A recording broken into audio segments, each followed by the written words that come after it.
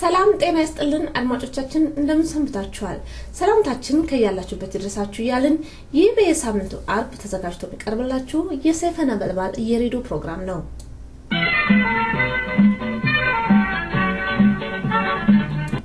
እነሆ ታዲያ ፕሮግራማችንን ለማድመጥ እንዲያመቻችሁ ከወዲሁ ጠቆም እናደርጋችኋለን ቀዳሚው ዜና ይሆናል ከዜና በኋላ በወቅቱ ጉዳይ ላይ 3 የፖለቲካ ተንታኞችን ይዘን እንቀርባለን ካቶ ገረሱ ቱፋ ጋራ ካቶ ጀማል ኢብራሂም ጋር እንዲሁም ከጆሃር መሐመድ ጋራ የተደረገ ቃለ ምልልስ ይኖረናል እስከ ፕሮግራማችን ፍጻሜ ድረስ አብራችሁን ቆዩ በየመሃሉ ሙዚቃ ይኖረናል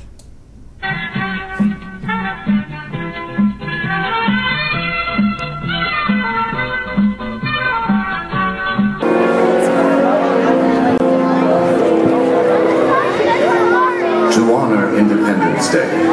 we welcome you to our 4th of July celebration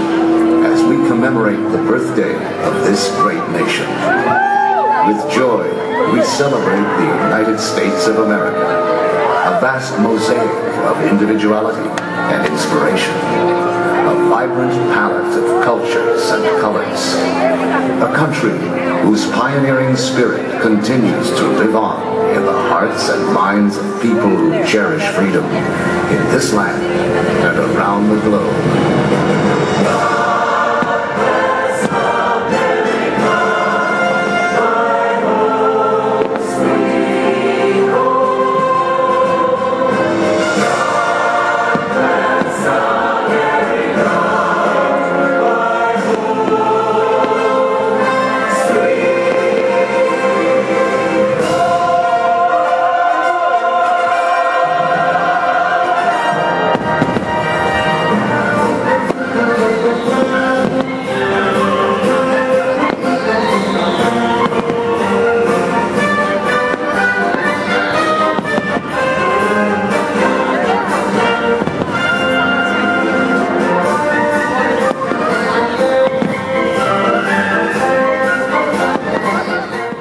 ሰላም ተናስተልኝ እንደምንላችኋል ዜና እናሰማለን በምዕራብ ሸዋ ዞን አምቦ በተለምዶ ሰንቀሌ ጥይት ፋብሪካ እየተባለ በሚጠራው አካባቢ 4 የኦሮሞ ተወላጆች ከተገደሉ በኋላ አስከሬናቸው ከተቀበረበት በጅብ ተጎትቶ እንደወጣ ለማወቅ ተችሏል አይን ምስክሮች ለዝግጅት ክፍላችን እንደገለጹት እኚህ 4 የኦሮሞ ተወላጆች መቼ እንደተገደሉና መቼ እንደተቀበሩ ባይታወቅም በጅብ አስከሬናቸው ተጎትቶ መንገድ ላይ ጅብ ሲበላቸው እንደነበር ለማየት እንደቻሉ ገልጸዋል እኛም ዝግጅት ክፍላችን አምቦ ፖሊስ ጣቢያ ደውለን ለማጣራት ያደረግነው ሙከራ ሳይሳካልን ቀርቷል ኢትዮጵያ ጠቅላይ ሚኒስተር አቶ ኃይለ ማርያም ደሳለኝ 10 የሀገሪቱ ባለስልጣናትን በሚኒስተር ሾመው ጠቅላይ ሚኒስተሩ ትናንትና የሰጡትን ሹመትና የስልጣን ሽግሽግ የሀገሩ ምክር ቤት ዛሬ አጽድቆታል ከተሿሚዎቹ መካከል ለረጅም ጊዜ የኢትዮጵያ ኮሙኒኬሽን ጉዳይ ኃላፊ ሚኒስተር የነበሩት አቶ በረከት ስምኦንና እንዲሁም የአዲስ አበባ ከተማ ከንቲባ የነበሩት ኩማ ደመቅሳ በተመሳሳይ የጠቅላይ ሚኒስተሩ የፖሊስና የጥናት ምርምር አማካሪ ሚኒስተር ሆነው ተሾመዋል አቶ ደመቀ መኮንን እስካሁን ድረስ በምክትል ጠቅላይ ሚኒስተርና ስልጣንን ጋራ ደርበው የለያዙት ለትምህርት ሚኒስተር አቶ ሸፈራው ሽጉጤ በሚኒስተርነት ተሾመዋል የጠቅላይ ሚኒስተር ቃል አቀባይ አቶ ጌታቸው ረዳ እንዳስታወቁት ሹመቱ የተሰጠው መንግስት የነደፈውን የልማት መርህ ግብር ያስፈጽማሉ ተብሎ ለታመነባቸው ፖለቲከኞች ነው ከአዲስ ተሿሚዎቹ መካከል 2 ሴቶች ናቸው በቅርቡ በሙስና ተጠርጥረው በታሰሩት በሚኒስተር ማዕረግ የገቢዎች ጉምሩክ ባለስልጣን ዋና ዳይሬክተር ምክትል አቶ በክሪ ሻሌ ተሾመዋል በቅርቡ በስልጣን ወገዱት የቀድሞ የፍትህ ሚኒስተር አቶ ብርሃነ ኃይሉ ምክትል አቶ ጌታቸው አምባዬ ተሾመዋል አቶ በረከት ስምኦን የሚለቁትን የኮሙኒኬሽን ሚኒስተር ስልጣን ደግሞ አቶ ሬድዋን ሁሴን ይረከባሉ በተያያዘ ዜና የኢትዮጵያ ህዝብ ተወካዮች ምክር ቤት የመጪውን አመት በጀት አጽድቋል በጀቱ ወደ 155 ቢሊዮን ብር ይጠጋል የህዝብ ተወካዮች ምክር ቤት ዛሬ ባካሄደው 39ኛ መደበኛ ስብሰባ የፌደራል መንግስት ለ2006 ዓመተ ምህረት ያቀረበው የ154.9 ቢሊዮን ብር በጀት አጸደቀ። የምክር ቤቱ ከበጀቱ በተጨማሪ ጠቅላይ ሚኒስትር ያቀረቡለትን አዲስ ሚኒስትሮች ሹመት አጽድቋል። በረቂቁ በጀት ላይ ምክር ቤቱ ከትናንትና ጀምሮ ሰፊ ውይይት ካካሄደ በኋላ ነው ረቂቁን ያጸደቀው። የ2006 ዓመተ ምህረት ረቂቅ በጀት አጽድቋል። የግብፁ ፕሬዝዳንት ሞሬስ ተነሱ። ህገ መንግስቱም ተቋረጠ። ህገ መንግስቱን ማቋረጣቸው የፕሬዝዳንቱ መሐመድ ሞሬስ ከስልጣናቸው ማስወገዳቸው የግብፅ ወታደር አዛዥ አስታወቀ። የአገሪቱ የጦር ኃይል አዛዥ ጀነራል አብዱል ፈታህ አሊህ ከተቃዋሚዎች ተወካዮችና እንዲሁም ከሃይማኖት መሪዎች ጋር በመሆን በሰጡት መግለጫ ህገ መንግስቱ በጊዜያዊነት ማቋረጣቸውን ተናግረዋል። ፕሬዝዳንቱ መሐመድ ሞሬስ ድምጽ ነው ተብሎ በናስር መንደር ለተሰበሰበው ደጋፊዎቻቸው ሰማው መልእክት ፕሬዝዳንቱ በወታደራዎቹ በተወሰደውን እርምጃ ሙሉ በሙሉ እንደሚያወግዙት አስታውቋል። ግብጽ ያላት ህጋዊ ፕሬዝዳንት አንድ ነው አሉ። እርሱም መሐመድ ሞሬስ ብቻ ነው ያሉት በጦር ኃይሎች በመነሳታቸው የተገለጹት ሞሬስ በጥሩ 25 አብዮት የወደቁት ልጆች ደም እንዳይባከን አደራ ብለዋል። የግብጽ ህዝብ ከፍለፊታቸው ቆሞ ሊያወግዛቸው እንደሚገባም ገልጸዋል። Are you a Oromo first or Ethiopian first? I am an Oromo first because to me Ethiopia first Ethiopia is important only. The second important point is that because we are forced to denounce our identity, we end up reaffirming and reasserting our identity. That's how we explain it. Ethiopia በደሜ ከታየ ሲዳማ ነኝ ኢትዮጵያዊነትን የሚቀበለው ሲዳማነት ከተቀበለኝ ብቻ ነው። Usgerino dotiru maritanal beni zibatizu kafirai nobsani gechi adaga namatetizu hinkabla dabona nabegotati intani jarrame Bula jirachu jere singaru harmi ሰላም ጤና ይስጥልኝ የተከበራችሁ አድማጮቻችን እንደምን ሰንብታችኋል? ዛሬ እንግዶች እየቀርባለሁ 3 ፖለቲከኞች ጀዋር መሐመድ፣ አቶ ጀማል ኢብራሂም፣ ገረሱ ቱፋ። አቶ ጀዋር መሐመድ ከአልጀዚራ ጋር ባደረገው ቃለ ምልልስ ላይ በኢትዮጵያ አንድነት የሚያምኑት ካምፕ ዛሬም ሌላ ችግር እየፈጠሩ ይገኛል። አልቃይዳ ወይም አሸባሪ እያሉ ይገኛል። ጦት ነካሽም ብለውታል። አሁን ነው ይሆን? እስኪ ከዚህ ዜማ በኋላ እንግዶቼን ይዤ ቀርባለሁ። መልካም ቆይታ። ሲንጎርዛር ካቢታ ኦፖሌሰከ ምትከበጂ አማዱ ፋንሲ ፋሱ ቱማ ጋናማ ባለም ጃጂ ቸፍሰዋረ ሰኒዳ ታቶ አከሚያ ፈርዳ አንቱ ሲራፎ ኪሳ ጉርባ ኪሳ ቀሪ ሰኝታ ደሳዳ ገዳን ኡፋም ገቢራ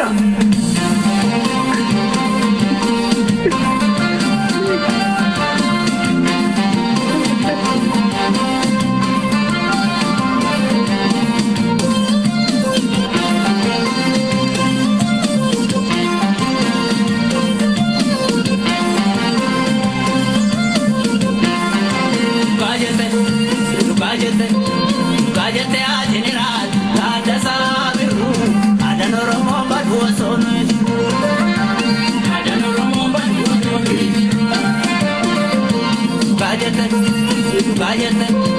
Gajete a general, Tadasa Biru, Adanoromo Badwason,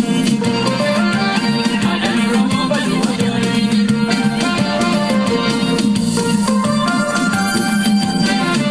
ዱጋጀቴ ጀነራል ታደሰ ብሩ ኦቶኖት ጅሩ አዳ ኦሮሞን ኩፍቱ እያላ ቀንቀኗል። ጀዋር መሐመድ ባለፈው ባደረገው ቃለ ምልልስ በርካታ የኦሮሞ ተወላጆችን አስደስቷል። የኦሮሞ ዌብሳይቶች በጠቅላላ ስለሱ ያወጋሉ። ማንዴላ ብለውታል። እንግዶቼ ለቃለ መጠየቁ ፈቃደኛ ሆናችሁ ስለቀረባችሁ በሰይፈ ነበልባል ሬዲዮን ዝግጅት ክፍልና እንዲሁም ባድማጮች ስም ከልብ አመሰግናለሁ። እስኪ ራሳችሁን አስተዋውቁ። እኔ ጀማል ኢብራሂም ነኝ። በተመሳሳይ ከአሁን በፊት በዚህ በሬዲዮ ፕሮግራም ላይ ቀርቤያለሁ። ስለጋበዝከኝ አሁንም በጣም አመሰግናለሁ። ከዚህ በተጨማሪ ደግሞ ከአዳዲሶቹ የኦሮሞ ወጣቶች እና ናሽናሊስቶች በጣም በራሳቸው ከሚኮሩ ከነዚህ ወጣቶች ጋር አንድ ላይ በመቅረቤ በጣም ደስ ብሎኛል። ደስታዬን በዚህ መግለጽ ፈልጋለሁ። መልካም እኔም ደረሱ ተፋባራለሁ ምኖረው ሆላንድ ሀገር ነው እዚህ ሬዲዮ ላይ አይ ቲንክ ሁለቴ ቀርብ ያለው እኔም ከሁለቱ ጓደኞቼና በአካል ባይሆንም ለረጅም ጊዜ ከማቃቸው ጓደኞቼ ጋር በመቅረቤ በጣም ደስ ብሎኛል። እንቀጥላለን። እኔ ጀዋር መሐመድ እባላለሁ። በአሁኑ ጊዜ ሚኒሶታ ነው ያለሁት። የምኖረው በኒውዮርክ ነው። በቪዲዮ ላይ በተደጋጋሚ ቀርብ ያለው አጥሚዮ እና የእናንተ ሬዲዮ ደጋግማችሁ ስለምጋብዙኝ ያለኝን አክብሮት መግለጽ እወዳለሁ። ከጓደኞቼና ባልደረቦቼ ከገረሱና ከጀማል ጋር በጋራ እዚህ ፕሮግራም ላይ ዛሬ መገሬ ደስታዬ ከፍ ያለ ነው። መልካም ደግሜ አመሰግናለሁ። እግዚአብሔር ይስጥልኝ። እንግዲህ እስኪ ወደ ውይይታችን እንገባለን። እንግዲህ በአሁኑ ወቅት እንደሚታወቀው ባለፈው ሳምንት አልጀዚራ ያስተላለፈው ነገር አለ። ጀዋር አንተ ዛሬ ቀርበህ የተጠየቀው ጥያቄን ገልጸሃል። በሌላ በኩል ደግሞ በኢትዮጵያ አንድነት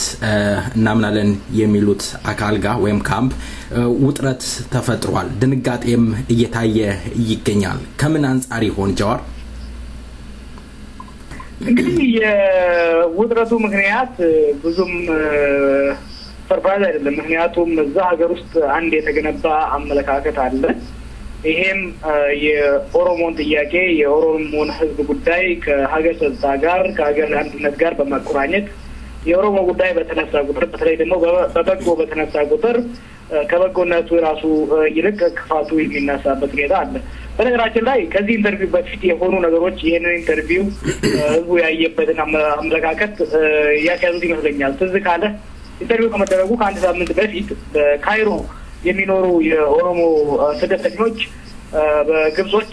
በአባይ ጉዳይ የተነሳ ግብጾች ጥቃት ሲፈጽሙባቸው ወጥቶ ሰልፍ አድርገው ነበር። እኛ ኦሮሞንን ከኢትዮጵያ መንግስት ጋር ምንም ግንኙነት የለንም፣ እንዳውም ከኢትዮጵያ መንግስት በደል ተፈጽሞብን የመጣን ስለሆን ኢትዮጵያ መንግስት በሰራው ስራ እኛ መጠቃት የለብንም የሚል ማመልከቻ ለግብጽ ህዝብም እንዲሁም ለዩኤንኤችሲአር አቅርበው ነበረ። በዛ ወቅት በጣም የሚገርምና አሳፋሪ የሆነ አገላለጽ በሚዲያው ሲነዛ ነበረ። እንዴት እኛ ኦሮሞንን ትላላችሁ የሚል ከፍተኛ ቁጣ ነበር። የአንድ ሀገር ዜጋ የአንድ ሀገር አብሮ የኖረ ሰውና ባዕድ እንኳን በዛ አይነት ችግር ሲጎዳ ከሌላ ማናቀው የቻይና ዜጋ እንኳን ቢሆን እንደዛ ሲጎዳ ምን ተናገረ ከማለት ይልቅ ስለተጎዳ ርህራሄ ተሰምቶን ልንቆምለት ሲገባ ተነስተው እንዴት ኦሮሞንን አላችሁ በማለት ከፍተኛ ስድብና ዝርፊያ ሲደርስባቸው ነበርና ይህ ኢንተርቪው በዛ ላይ በአንድ ጎን ለዛ መልስ ነበር። አዎ እኛ ኦሮሞንን በቃ እኛ ከምንም በላይ ከምንም በፊት ኦሮሞንን ታመነታችንና ምን ሰደው አገልግሎት ለህዝባችን ነው። ይሄ ኦሮሞ መሆን አሳፋሪ አይደለም፣ ለኦሮሞ መቆምም አሳፋሪ አይደለም። ኦሮሞነትን ወንጀል ያደረገው ጠላትና የኦሮሞ ህዝብ መጉዳት የሚፈልጉት ናቸው። እኛ ኦሮሞነታችንን ስለተጎዳ ምን ሸሸው ሳይሆን ምን ቆራበት ነው የሚለው ማሳየት አስፈላጊ ሆኖ ነበር። መልካም አቶ ጀማል። እኔ ጥያቄ በመነሳቱ በጣም ነው ደስ ያለኝ። ምክንያቱም አብዛኛውን ጊዜ ታይ እንደሆነ እነዚህ በአንድነት እናምናለን የሚሉ አስተሳሰብ ያላቸው ሰዎች መጀመሪያ ራስህን መሆን የለብህም፣ እኛ የምንልህን ብቻ ነው መሆን ያለብህ። የኛ ዴፊኒሽን ነው አንተ ፊት ማድረግ ያለበት። እኛ ባሰራነው ጫማ ያንተ እግር መጥለቅ አለበት። እኛ በሰራነው ሱሪ አንተ መታጠቅ አለብህ። እኛ በሰራነው ካፖርት ብቻ ነው መንቀሳቀስ የምትችለው የሚል አመለካከት ያላቸው ለረጅም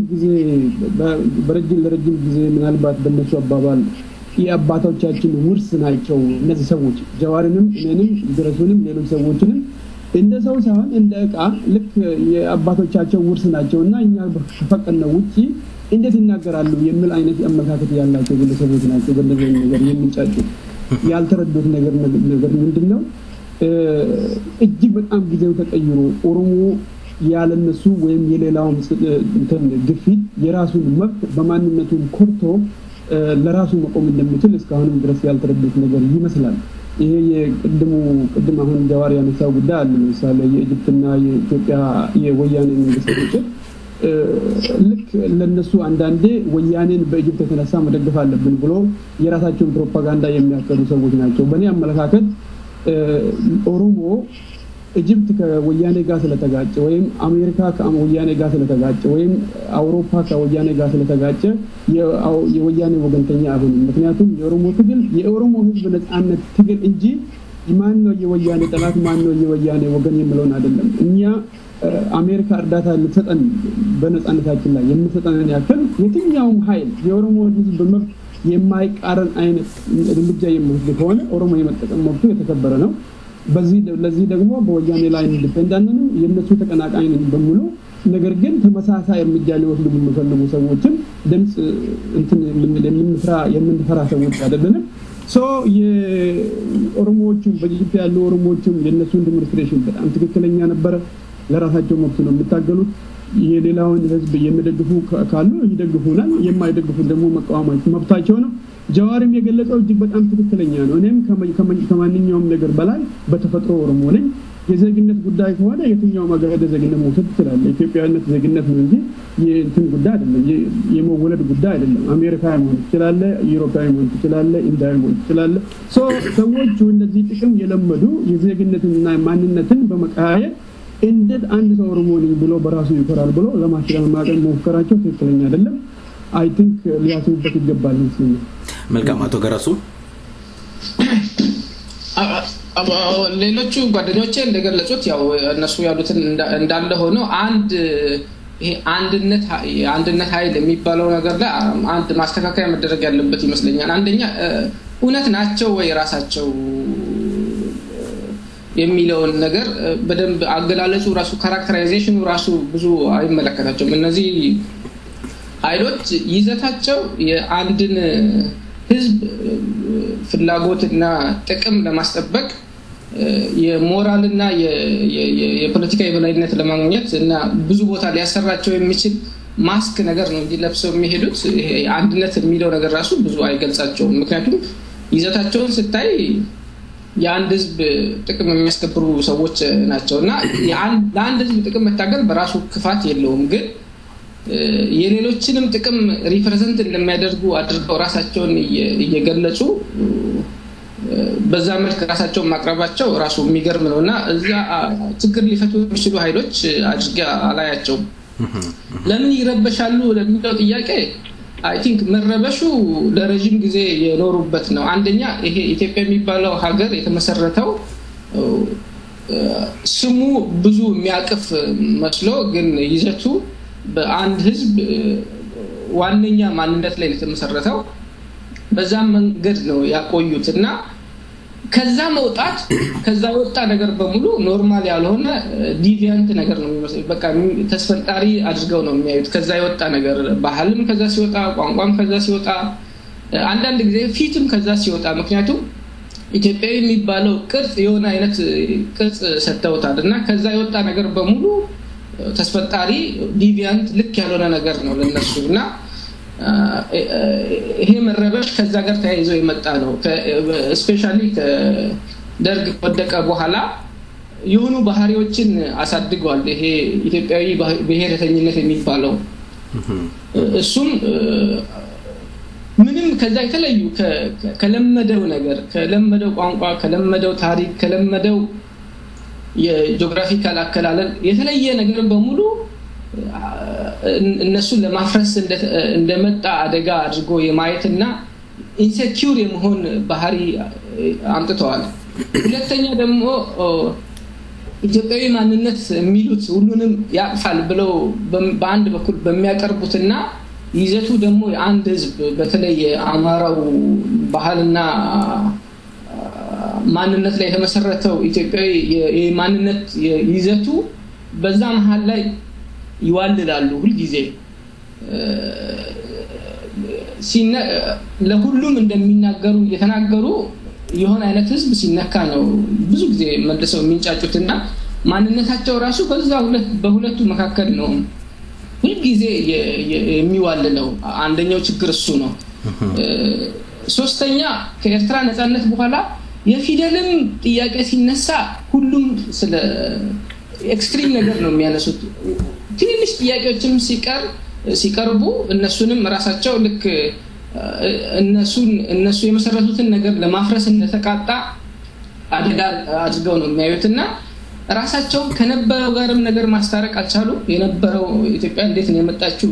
የሚለው ነገር እንዲነሳ አይፈልጉ ምክንያቱም የሚወዱት ነገር አይደለም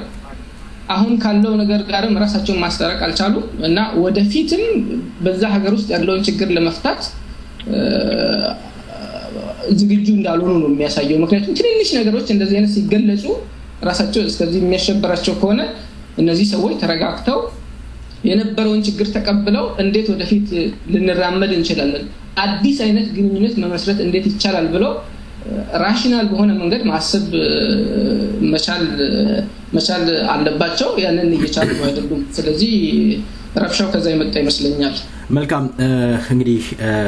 በተለያየ ዌብሳይቶች ላይ ስንመለከት ትልቅ ፕሮፓጋንዳ እየተሰራ ይገኛል በተለይ ጃዋር የተናገረውን አስታከው የሙስሊሙን ጥያቄ ጠቅልሎ ትራሽ ውስጥ ጣለ እስከማለት ድረስ ደርሰዋል ኦን የሙስሊሙ ጥያቄና የኦሮሞ ህዝብ ጥያቄ አንድ ይሆን እውነትስ ጃዋር ስለማንነቱ ራሱን ስለገለጸ የሙስሊሙን ጥያቄ እንቅፋት ሆኗል ጃዋር እውነት እንቅፋት ሆነሃል እኔ ለማለት ጃዋር ጀማሪት ኦኬ ይሄ ሁሉ ጋጋታ እዩ በጣም በቀላሉ መመልከት ይቻላል አሁን እነዚህ ጃዋርን የሚወጡ ሰዎች በመጀመሪያ ሙስሊሞች ናቸው ወራሳቸው አንድ ሁለተኛ ደግሞ እውነትም ለሙስሊሞች በጣም ተቆርቋሪ ሰዎች ናቸው ሶስተኛ አሁን ሙስሊሙ በሚያደርገው ትግል ውስጥ ምን ያህል አስተዋጽኦ አድርጓል ምን ያህል ደግሞ ህዝቡን ለመርዳት ሞክረዋል ብለህ ከተመለከትከው ባዶ ነው ምንም ነገር የለም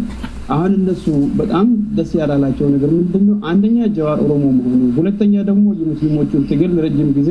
ከህዝቡ ጋር ተባብሮ በተቻለው መጠን ድምጹን ለማሰማት መሞከሩ ሶስተኛ ደግሞ ኦሮሞነቱን በግልጽ መናገሩ ስላናደዳቸው ሙስሊሙንም ሙስሊም መሆኑንም ስለማይወዱት በአንድ ጎኑ ሁለተኛ ደግሞ ኦሮሞ መሆኑንም ስለማይወዱት ሶስተኛ ደግሞ በራሱ ተማምኖ ተናጋሪ መሆኑን ስላዩ ብቻ ይሄ አሸብሯቸው የሚናገሩት ነገር እንጂ ከጃዋር ለሙስሊሙም አልቀረቡም ለሙስሊሙም አልሰሩም ሙስሊሙንም ደግሞ ለሙስሊሙ ያደረጉት ነገር የለም ግንኙነትም የላቸውም ስለዚህ ይሄ የውሸት ጋጋታ ነው ምንም የሚያገናኘው ነገር የለም ማለት ነው ፕሮፓጋንዳውን የጀመሩት ጃዋር በራሱ ተማምነው እኔ ኦሮሞ ነኝ ከሁሉም በፊት ከኢትዮጵያነት በፊት ኦሮሞነቴ ሰው ሁሉ በትክክል ማወቅ አለበት ብለው በመናገሩ ብቻ እንዲሁ እንዴት ከኛ ፈቃድ ውጪ አማራ ነኝ ለምን አላለም ነው በቃ ሌላ ነገር አይደለም እንደምንስምት የምትሰማኝ ነው እስቲ ላይ አንድ እኔም መጨመር የምፈልገው የሙስሊሙን ጀማል ልክ እንዳለው ያው ለሙስሊሙ ካላቸው ተቆርቋሪነት የመጣ ጥያቄ አይደለም እነሱ ሊዘምቱበት ስለፈለጉ እነሱም አጋዥ እንዲሆኑላቸው የሙስሊሙንም ጥያቄ እንደ ኢንስትሩመንት ይፈልጉታል ማለት በዛ ሀገር ውስጥ የሆነ አይነት እነሱን ወደ ስልጣን ለማሸጋገር የሚጠቅማቸው ከመሰላቸው ያግዙታል ግን መሰረታዊ መልኩ አይደለም የሚደግፉት እነሱ ኢንስትሩሜንታል በሆነ መንገድ ነው እንደ መሳሪያ ነገር ነው የሚደግፉትና አሁን ግን ሁለቱንም ነገር በአንድ ላይ ማጥቃት ነው የፈለጉት እሱንና እነሱ አታክ ሊያደርጉ ስለፈለጉ እነሱን ደቦ እንዲወጡላቸው ጥሪ እንደማቅረብ አይነት ነገር ነው እንጂ የተነገረው ነገር ማለት ጃዋር እንደ ሙስሊም እንደ በሰው ልጅ መብት እንደሚያምን ሰው የሙስሊሞች የሃይማኖት መብታቸው ስለተነካ መናገሩ እና እንደ ኦሮሞ ሰው ደግሞ ለኦሮሞ ህዝብ መብት ላይ አስተያየት መስጠቱ ምንም የሚያጋጭ ነገር አይደለም ማለት ሙስሊም ያልሆነ ሰው የሙስሊሞች የእምነት መብታቸው ሲረገጥ ሁሉም ሰው ሁላችንም እንደግፋለን ሙስሊም ባንሆንም እና የኦሮሞ መብትም እንደዛ ሲረገጥ ለዛ ትግል ሰው አስተያየት መስጠቱ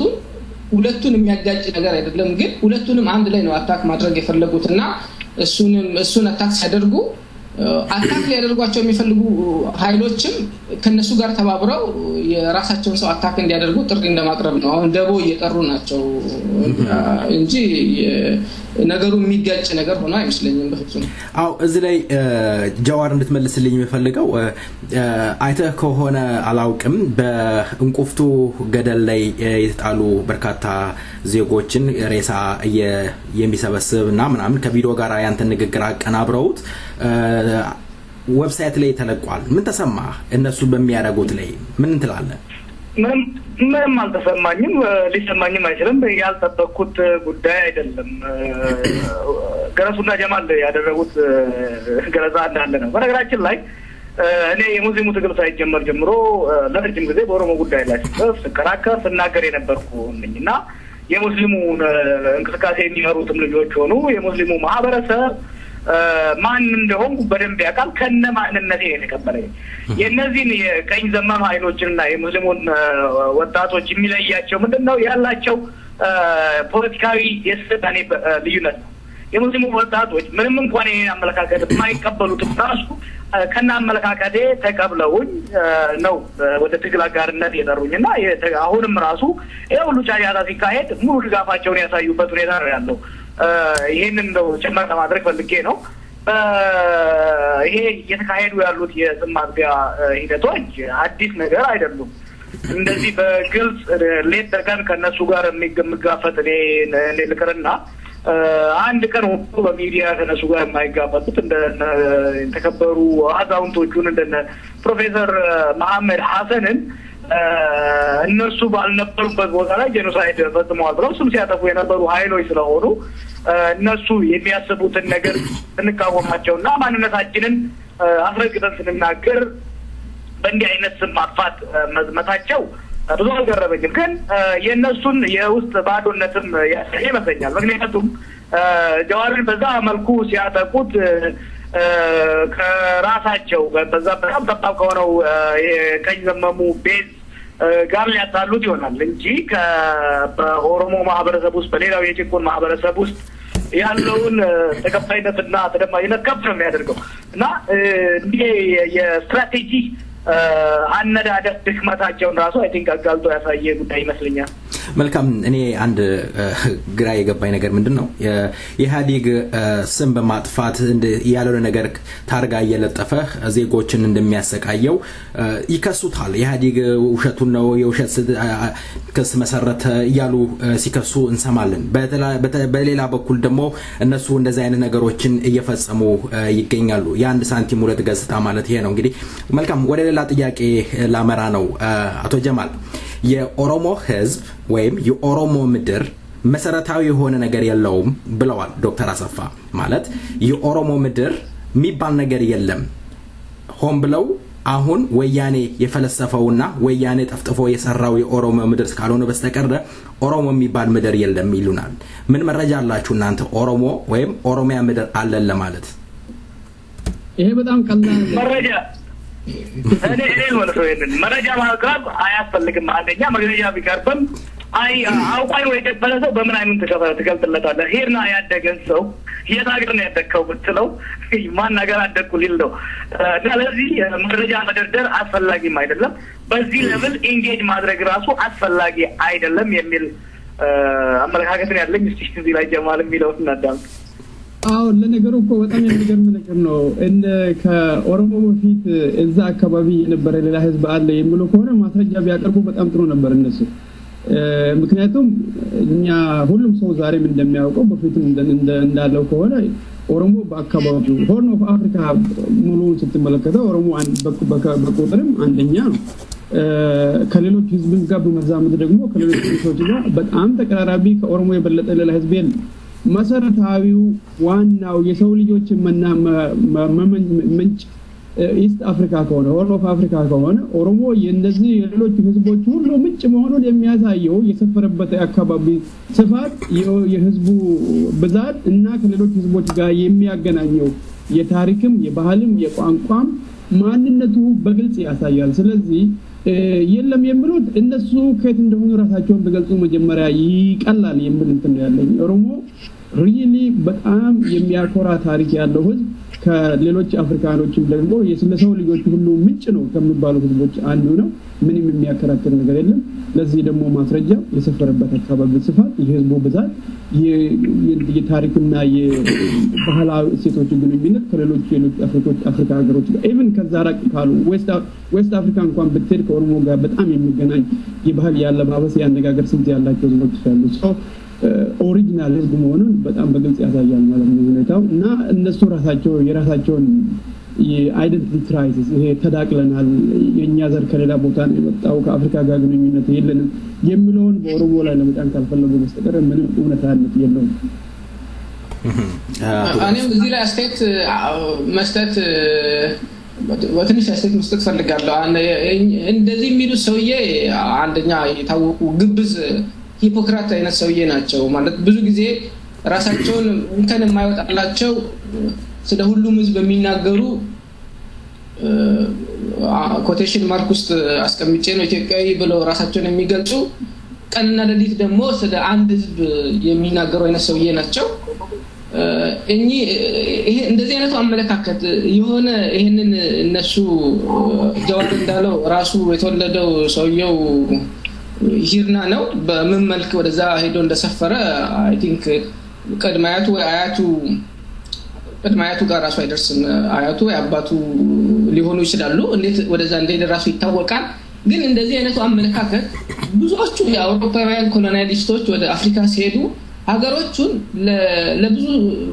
ጊዜ ሲያቀርቡ የነበሩት ባዶ እንደነበሩና እነሱ የመጀመሪያ ሰፋሪዎች እንደሆኑ ዌስትላንድ ላይ እንደሰፈሩ አድርገው ነው ዌስትላንድ የሚባሉ በጣም ብዙ ስሞች አሉ ወደ አፍሪካ ወደ ኬንያ ወደ ታንዛኒያ ብትሄዱ ማአት ቦታዎች አሉ እንደዛ አድርገው ነበር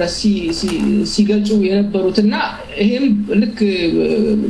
ኪንግ ሊዮፖልድ ወደ ኮንጎ ሲሄድ ባዶ መሬት እንደነበር አድርገው ነገር ነው ሰው ሲየፈጁ የነበሩትና እነዚህም ሰዎች የኦሮሞ መሬት ልክ ባዶ እንደነበር አድርገው ኢሉዥን ጭንቅላታቸው ውስጥ ፈጥረዋል ስለዚህ አሁን እንደውም ኦሪጂናል ክሌሙ ራሱ የነሱ አድርገው ለማቅረብ ይሞክራሉና እንደዚህ አይነቱ ሰዎች ለማሳመን አይ ቲንክ የታሪክ መረጃ የሚያስፈልጋቸው አይመስለኝም እነዚህ ምንም ነገር አሳምናቸውም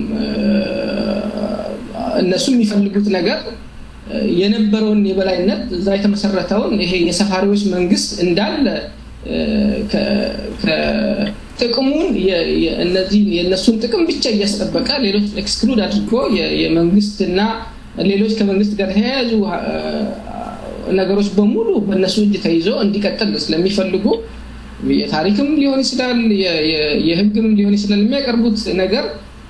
ሎጂካሊና ተቀባይነት ያለው ሳይሆን እነሱን የነበረውን የበላይነት ለማስጠበቅ ብቻ የሚደረግ ስለሆነ የሚሉትን ነገር ራሱ በአንዳንድ ነገሩን እያዩ አስተያየት መስጠት ራሱ አስፈላጊ አይደለም ስለዚህ ሰውየው አስገራሚ ሰው ናቸው መልካም እንግዲህ እነሱ ብዙ ጊዜ ዶክተር አሰፋ ሲገልጹ የነበሩት የኦሮሞ ፖለቲከኞች በእውቀት ራሱ እንደወረዱ አድርገው ነው ሲገልጹ የነበሩት እሳቸው ለመደራደርም ሆነ ለመከራከር ፍላጎት እንዳላቸው ገልጸዋል በዚህ አጋጣሚ ልናገር መፈልገው ለሳቸውም ኢሜል አድርገላቸዋለሁ እስካሁን ድረስ መልስ አልደረሰኝም ምናልባት ሬዲዮኑን ካደመጡት ሰይፍ ሬዲዮን ሊያስተናግዳቸው ዝግጁ መሆኑን እንገልጻለን መልካም እንግዲህ የኢትዮጵያን አንድነት እናስጠብቃለን የሚሉ ወገኖች ብዙ ጊዜ ስለ ኦሮሞ ሲነሳ እንደሬት ይመራቸዋል የኦሮሞ ህዝብ ደግሞ እንደ ኦሮሞነቴ ተቀበሉኝ እያለ ይገኛል ሁለቱን አቻችሎ መሄድ አይቻልም ትላላችሁ ጥያቄው ለማን መመለስ ይቀጥሉ ኦኬ ቀደም እንዳልኩት ይሄ የአንድነት ኃይል ራሱን ብሎ የሚጠራው ኃይል ያለ ስሙ የተጠራ ኃይል ነው ይዘቱ የአንድ ህዝብ የአማራ ብሔረተኞች ናቸው የዚህ ብሔረተኝነት የማንነት ኢትዮጵያዊ የሚባለው አመለካከትና ብሔረተኝነት መገለጫውና ይዘቱ የአማርኛ ቋንቋ የሰሜኑ የኢትዮጵያ ባህል በተለይ አማራ የኦርቶዶክስ ቤተክርስቲያን የነሱ ትውፊቶችና ኦራል ሂስትሪዎች ላይ የተመሰረተ አመለካከት ነው የነበረውን ይሄ አሁን ያለውን የኢትዮጵያ መንግስት የተቋቋመው በእነዚህ በአሸናፊው ኃይል በጊዜው በነበረው የፈረንጆቹ የኃይል አሰላለፍ መካከል ባገኙት መሳሪያ የመሰረቱት መንግስት ነው መንግስቱ ኤክስክሉሲቭሊ ወይ በተለየ መልኩ የነሱን ጥቅም ሲያስከብር ነው የቆየው እስኪሸነፍ ድረስና ሲሸነፍም መሰረታዊ ይዘቱ ሳይቀየር ኤሊቱ ሩሊንግ ኤሊቱ ብቻ ነው በትግራይ ኤሊቶች የተተካው እንጂ ይዘቱ ምንም አልተቀየረም እና ከዚህ መንግስት ጋር ተያይዞ የነበሩት ኢኮኖሚክ ኢንፍራስትራክቸሮች በሙሉ በበላይነት ኦን ሲደረጉ የነበሩት በዚሁ በአማራው ኃይል ነው አንድነት ኃይል ብለው ራሳቸውን የሚጠሩ የፖለቲካ ኃይሎችም እዛ ሀገር ውስጥ የነበረውን መሰረታዊ ችግር ፈቶ አዲስ ሪሌሽንሺፕ ፈጥሮ የህዝቦችን መብት በማክበር ላይ የተመሰረተ ህብረት ለመፍጠር ሳይሆን ሰዎችን ልክ እንደ በፊቱ በጉልበትና በመሳሪያ ኃይል ጨፍልቀው አቅልጠው አንድ ህዝብ እንዲወጣቸው አንድ ወጥ የሆነ ባህል አንድ ወጥ የሆነ አመለካከት አንድ ወጥ የሆነ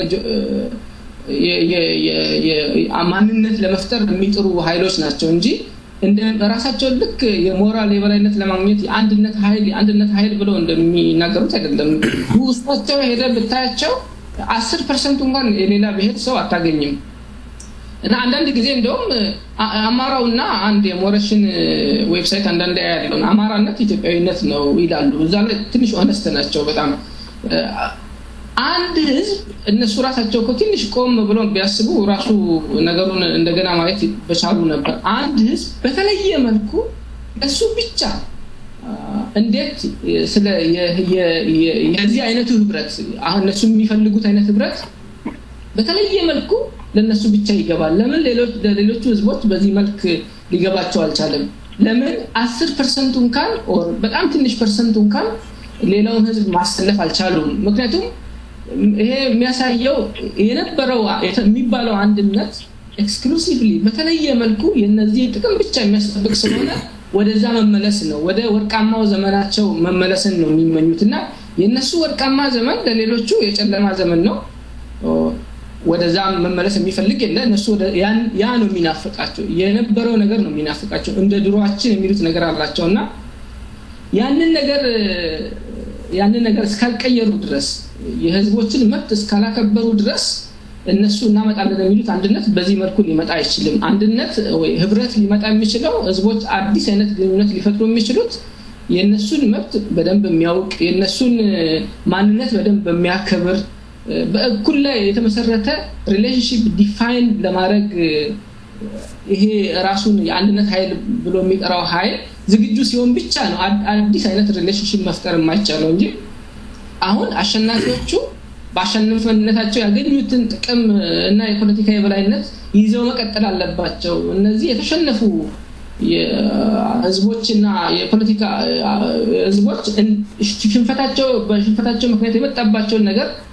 ተቀብለው መቀጠል አለባቸው አይነት ነገር ነው እና ይሄ አንድነት ራሱ ሊባል አይገባውም ያለ ስሙ እየተጠራ ያለ የፖለቲካ አመለካከት ይመስለኛል መልካም ጀዋር ምትለዋል እዚህ ላይ ጀዋር ጅርቶ መልካም እንግዲህ እስኪ በዚህ አጠራ ያለ ሙዚቃ አለ ሚውታሪክ እኔ አለው ለቀጥለበት አዎ የአንድነት ኢትዮጵያ አንድነት ትልቁ ጠንቅ ይሄ በአንድነት ስም የሚነግደው የፖለቲካ ክንፍ ይመስለኛል ምክንያቱም እዛ ሀገር ውስጥ ያሉ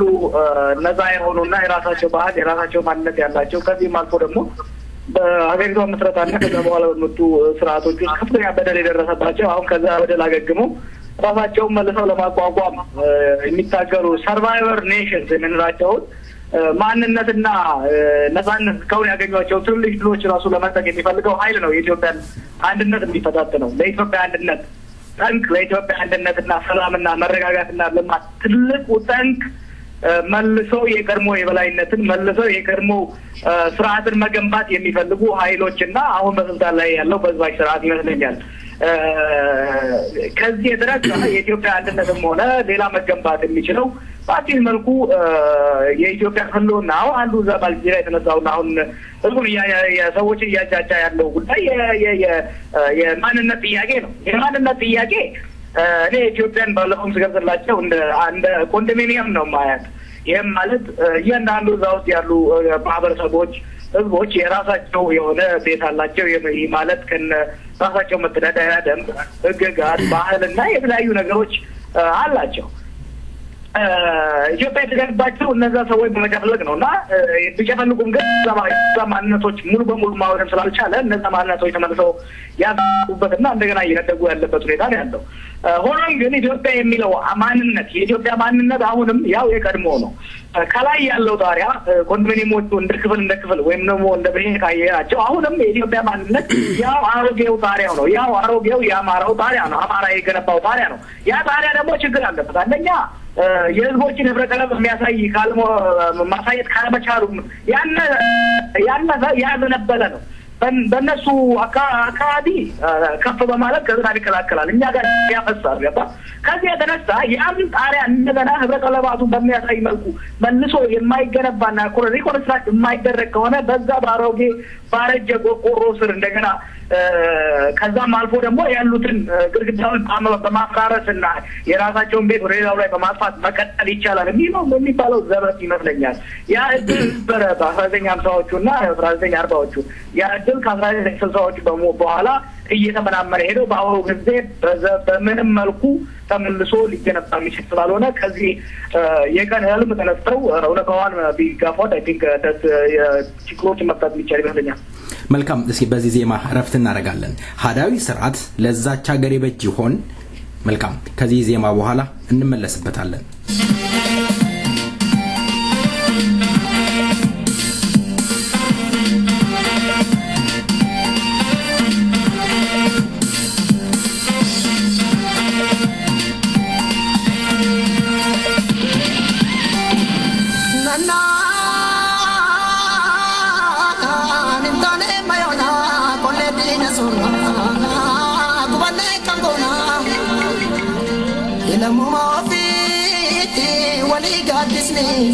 Wanuma kireti yomni laki alagan ken laki ajruto laki abidena laki agarato wanuma kodana arkuma warkabna arkuma waliamna afani waltana bilisumma kafna bilisumma afduna ya samina bocha sinama keneti ya dakchina bocha Tutukan nakase namana gamte kirafuna kadame bullon fiata mayonin dubata kaminda chitwan sinamala tayo kan tiyata tayo kan sinanyata muka hoda ti mukli bala kabu muka silki ti mukli bala kamne go feki il madira na magala fati sabni senan kamne ila fakotu gimbata fe so choko sinoini dinalo dura so warka nunca vine a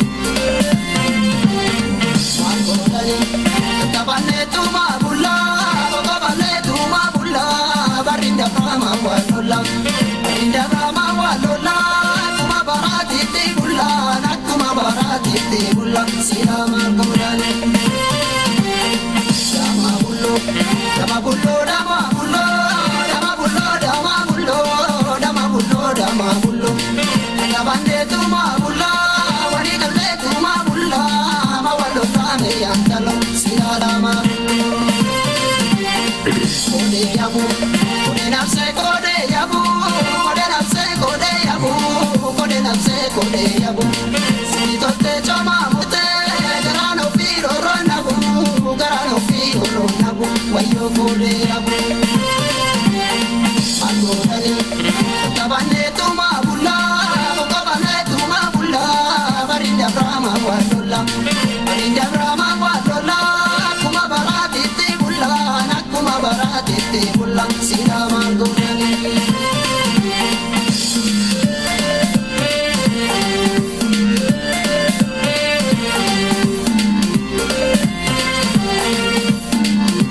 መልካም እንግዲህ ተወዳጁ ድምጻዩን ጃምቦ ጆቴን ከልብ እናመሰግናለን እንግዶቼንም ከልብ አመሰግናለሁ በዜማው ዘና እንዳላችሁ ተስፋ አድርጋለሁ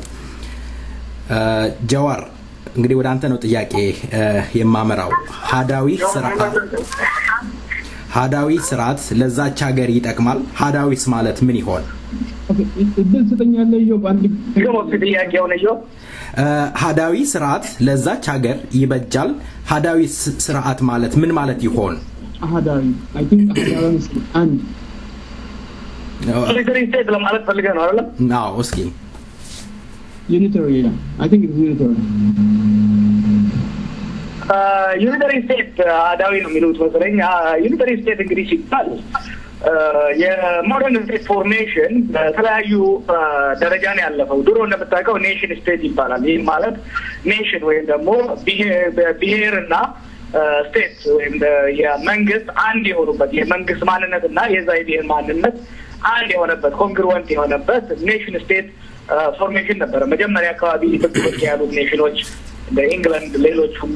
ጨምሮ ከአንድ ብሔር የተመሰረቱ ነበሩ ከዛ ሂደት ግን ኢምፓየር ቢልዲንግ ከተጀመረና ብዙ ብሔሮች በአንድ መንግስት ስር በኃይል እየተካተቱ በሄዱ ቁጥር የኔሽን ስቴት ኮንሰፕት ቻሌንጅ እየሆነ መጣ ምክንያቱም በአንድ መንግስት ስር ያለ ብዙ ብሔር ካለ ያንን ሰው ጨፍልቀ ወደ አንድ ብሔር እና ወደ አንድ ቋንቋ ወደ አንድ ማንነት ካለው ወጥተው በስተቀር ግጭት ይመጣል የሚል ፍራቻ ስለነበረ የኔሽን ስቴት ቢልዲንግ ፕሮጀክት ተጀመረ ይህም ማለት በኃይል ወደ አንድ ግዛት ውስጥ የተካለሉትን ብሔሮችና ማህበረሰቦች በኃይል በመጨፍለቅ አንድ ወጥ የሆነ ብሔር አንድ ወጥ የሆነ ማንነት በዛ በዶሚናንት ባሸናፊው ኃይል ስር የመገንባት ሂደት ነው እንግዲህ አህዳዊ ስርዓት ሲባል ይሄው ነው አህዳዊ ስርዓት ወይም ደግሞ ዩኒተሪ ስቴት ስንል ምንም ያሉ ብሔሮች በሙሉ ማንነታቸው ተጀምቆ በሴንተሩን ወይም ደግሞ ማዕከላዊ መንግስቱን በተቆጣጠረው ኃይል ማንነትና ጥቅም አቋያ የሚደራጁበት እና የሚገዙበት እንደውም ማንነታቸውን ለማፈራረስና መልሶ እንዳያሰራ ወደ ተለያየ ዞኖችና ወደ ተለያየ ክፍሎች በመክፈል ከማንነታቸው ይልቅ እነሱ በማያውቁት አዳዲስ ስያሜ በቁጥሮችና በተለያዩ መልኮች የሚቀመጥበት ስርዓት ነው አህዳዊ ስርዓት አህዳዊ ስርዓት እንግዲህ በኛው ክፍለ ዘመን ከጀመረ በኋላ ከፍተኛ ቻሌንጅ እየመጣበትና በዓለም የፖለቲካል ዲስኮርስ በአካዳሚያ ውስጥ ቢሆን ዋጋ እያካሄዱ በሁለት አይነት መልስ የተመለሰበት ነው እንግዲህ ሰልፍ ተርሚኔሽን በዛ ውስጥ ያሉ ኃይል በአንድ ግዛት ውስጥ የተካለሉ ማህበረሰቦች ራሳቸውን በራስ የማስተዳደርና ራሳቸውን እንዴት መታደር እንደሚፈልጉ መብታቸው አላቸው የሚለው ኮንሰፕት በመጠራት በሂደት ሁለት አይነት ምትል መጣው አንደኛው ብሔሮች ከፈለጉና ከቻሉ የራሳቸውን ሀገር መመስረት ከተቻቻሉ ደግሞ በጋራ ግን እያንዳንዳቸው የራሳቸውን ህልውናና የራሳቸውን ጥቅም የራሳቸውን ማንነት የሚያሳድሩበት አውቶኖሚ ኖሮ በጋራ የሚጋሩበት ሀገር በጋራ ስልጣንና ኢኮኖሚውንም የሚጋሩበት ኃላፊነት የሚጋሩበት ሀገር የመመስረት የሚባለው ነው አሁን ባለው ነው ዘመን ህብረ ብሔር በሆነ ሀገር ውስጥ አህዳዊ ስርዓት የሚያለም መብት ብቻ ነው ሌላኛ ሰው እንደዛ ማለም አይችልም እነዛ ተሞክረው ከዩኤስኤስአር ዩጎዝላቪያ በሙሉ ፌል አድርገው ፌል ከማድረግ አልፎ ብልጽናቸው ይወጣሉ አንዳንዶቹ በቅድመ እርምጃ በመውሰድ እንደ ህንድ ያሉ ጥያቄው የብሔር ጥያቄ ሳይነሳ መልሱን በመስጠት አሁን የምናየውን ትልቁን ዲሞክራሲ መገንባት ችለዋል እንደነ ስፔን ያሉ ከረጅም ጦርነት ጊዜ በኋላ ዲሞክራሲያዊ ፌዴራሊዝም በመገንባት ህብረ ብሔሮች ያሉበት ፌዴራል ዲሞክራሲ መገንባት ችለዋል ኢትዮጵያ ውስጥ አህዳዊ ስርዓት ውልቅልቁ ወልቆ ፈርሶ አሁን የፌዴራል ስርዓት እየተሞከረ ያለበት ነው አሁን ያለው ሙከራ ደግሞ በአምባገነናዊ ስርዓትን ከብሔር ፌዴራሊዝም ጋር በማገናኘት በተወሰነ ደረጃ የራስን የማስተዳደር መብት ሰጥቶ ስልጣን በመምሰጉ አሁንም የራስን በራስ የማስተዳደርና የራስን የሰልፍ ተርሚኔሽን ጥያቄ በተፋፋመበት ሁኔታ እዛ ሀገር ውስጥ እየተካሄደ ያለበት ሁኔታ ነው ያለው እና ከእንግዲህ ወደ ኢትዮጵያ ስንመለከት ከእንግዲህ ከተቻለ ይህን ያለውን ፌዴራል ሲስተም ማሰማመር ያ ትንሽ እድል ያለው ያ ብቻ ነው አለበለዚያ እዛ ውስጥ ያሉ ኃይሎች እና ብሔሮች የራሳቸውን ሀገር መመስረት ያላቸው እድል ከጊዜ ወደ ጊዜ እየሰፋ እናውም እየተገደዱ እየሄዱ ያሉበት ሁኔታ ነው የሚታየው መልካም አቶ ጀማል እኔ መጀመሪያ ጥቅም ያነሳቸው ጥያቄ ላይ አንድ ነገር ልበል። ይሄ የአንድነት ኃይል የሚለው ላይ ደረሱ በጣም በትክክል ገልጾታል። አብዛኛውን አይተን እንደሆነ እኛንን የአንድነት ኃይል የሚሉት ያው ካሁን በፊት ተጠቃሚ የነበሩ አንዳንዶቹ ያው ዶክተር ነጋሽ ቅድም ያልከው አይነት ሰውዬ የሌሎች ህዝቦች አካባቢዎች ሰፍረው አባቶቻቸው ሲበዘብዙ የነበሩ ያን ጥቅም በማጣቸው የሚንጫጩ በጣም ጥቂት ናቸው በቁጥርና በዘርም አንድ ናቸው። የአማርኛ ተናጋሪዎች ናቸው አብዛኛዎቹ። የአማራውን ህዝብ ደግሞ የሚወክሉም አይደሉም። እነዚህ በሌሎች ህዝቦች አካባቢዎች ሰፍረው ያሉ፣ በኦሮሚያ አካባቢ የሰፈሩ፣ በሲዳማ ህዝብ አካባቢ የሰፈሩ፣ በደቡብ አካባቢ የሰፈሩ አሁን የህዝቦች መብት ምናልባት ህዝቦች በትግላቸውን በማጠናከራቸው ጥቅም እናጣለን ብለው የሚንጫጩ ግን የአማራውን ህዝብ ደግሞ ስለንቦና ይዘናል ብለው እንዲሁ የአማራውን ህዝብ ከሌላ ጋር ለማጋጨት የሚፈልጉ ግለሰቦች ናቸው። በግለሰብ ደረጃ ያሉ ሰዎች ናቸው እነዚህ እንደምትልክ እንጂ ኢቭን አማራውንም የሚወክሉ አይደሉም። አማርኛ ተናጋሪ በመሆናቸው ብቻ አንዳንድ ጊዜ ልንወናበድ አይገባም ማለት ነው። ግን የሚያከሩት ያው እነሱ ናቸው። በጣም ጥቂቶች ጥቅም የነበራቸው ትምህርት ቤት ለመሄድ እድል ያገኙ አባቶቻቸው ምናልባት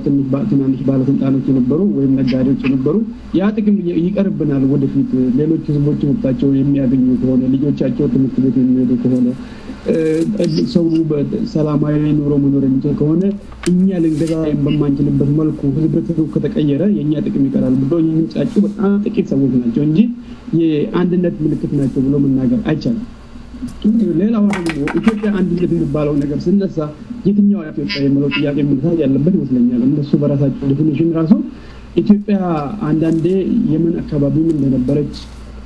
ህንድን እንደምትጣጠቃልል፣ ሱዳን እንደምትጣጠቃልል፣ ጅቡቲ እንደምትጣጠቃልል፣ ሶማሊያ እንደምትጣጠቃልል እነሱ አንድነት የሚፈልጉ ኢትዮጵያ እቺ ነች የትኛው ነው እንደንም የምትጣጠቃልል ኢትዮጵያ ኦኬ ከዛ ካነሰ ጅቡቲን የምትጣጠቃልል ከዛም ደግሞ ይነስ ኤርትራንን የምትጣጠቃልል ምን አይነት ኢትዮጵያ ራሱ እንደሆነ ግልጽ አይደለም። ይሄ መጀመሪያ የቃሉ መሰረት ራሱ እስካሁን ስምምነት ላይ ያልተደረሰ ነገር ነው። ምክንያቱም አማራም ቢሆን ወይም ደግሞ ሌሎቹ ኢትዮጵያን እንፈልጋለን የሚሉት ቢሆኑ ቃሉ የነሱም አይደለም ከውጪ የመጣ መሆኑን ያስታውቃል። ሁሉም ሰው ደግሞ ያውቃል፣ ታሪክም ደግሞ ይለዋል። መጀመሪያ ራሱ ያልተግባባንባቸው እጅግ በጣም ብዙ ነገሮች አሉ። ለአማራ የተጠሰው የለም ኢትዮጵያ የሚለውን ቃል፣ ለትግሬ የተጠሰው የለም፣ ለኦሮሞ የተጠሰው የለም፣ ሊሰጥም የሚችል ሰው የለም። ህዝቡ ከፈለገ ይቀበላል፣ ካልፈለገ ደግሞ ይተፋል። እና እስካሁን ድረስ ደግሞ በአፍሪካ ውስጥ ኢትዮጵያዊ ነኝ ብሎ ራሱን በራሱ ማለት ነው አንድ ህዝብ አንድ ጥቁር ህዝብ ራሱን በራሱ ኢትዮጵያዊ ነኝ ብሎ ይሰየም የለም። ይሄ ስያሜ ከውጪ የመጣ ነው ነገሩ ራሱ ማለት ነው። ስለዚህ የምንከራከርበት ቃል የማይመስለኝም በእውነቱ ከሆነ በክልልም ደረጃ ከሆነ ጂኦግራፊካል ክልሉ የት እንደሆነ አይታወቅም። በቃልም ደረጃ ከሆነ ቃሉም አፈጣጠርም ከሆነ የትኛው ህዝብ ይሄ በዚህ ቃል ራሱን ጠርቶ አቅም አማራ ራሱን የሚለው ወይም ደግሞ በዛ በሲና ነው የሚሉት የኢትዮጵያ አንድነት ኃይል ተከራካሪዎች እነሱ ናቸው ብለው መናገርም በጣም አስቸጋሪ ነው ማለት ነው። ሌላው አሃዳዊ የሚለው ነገር ነው። አሃዳዊ የሚለውን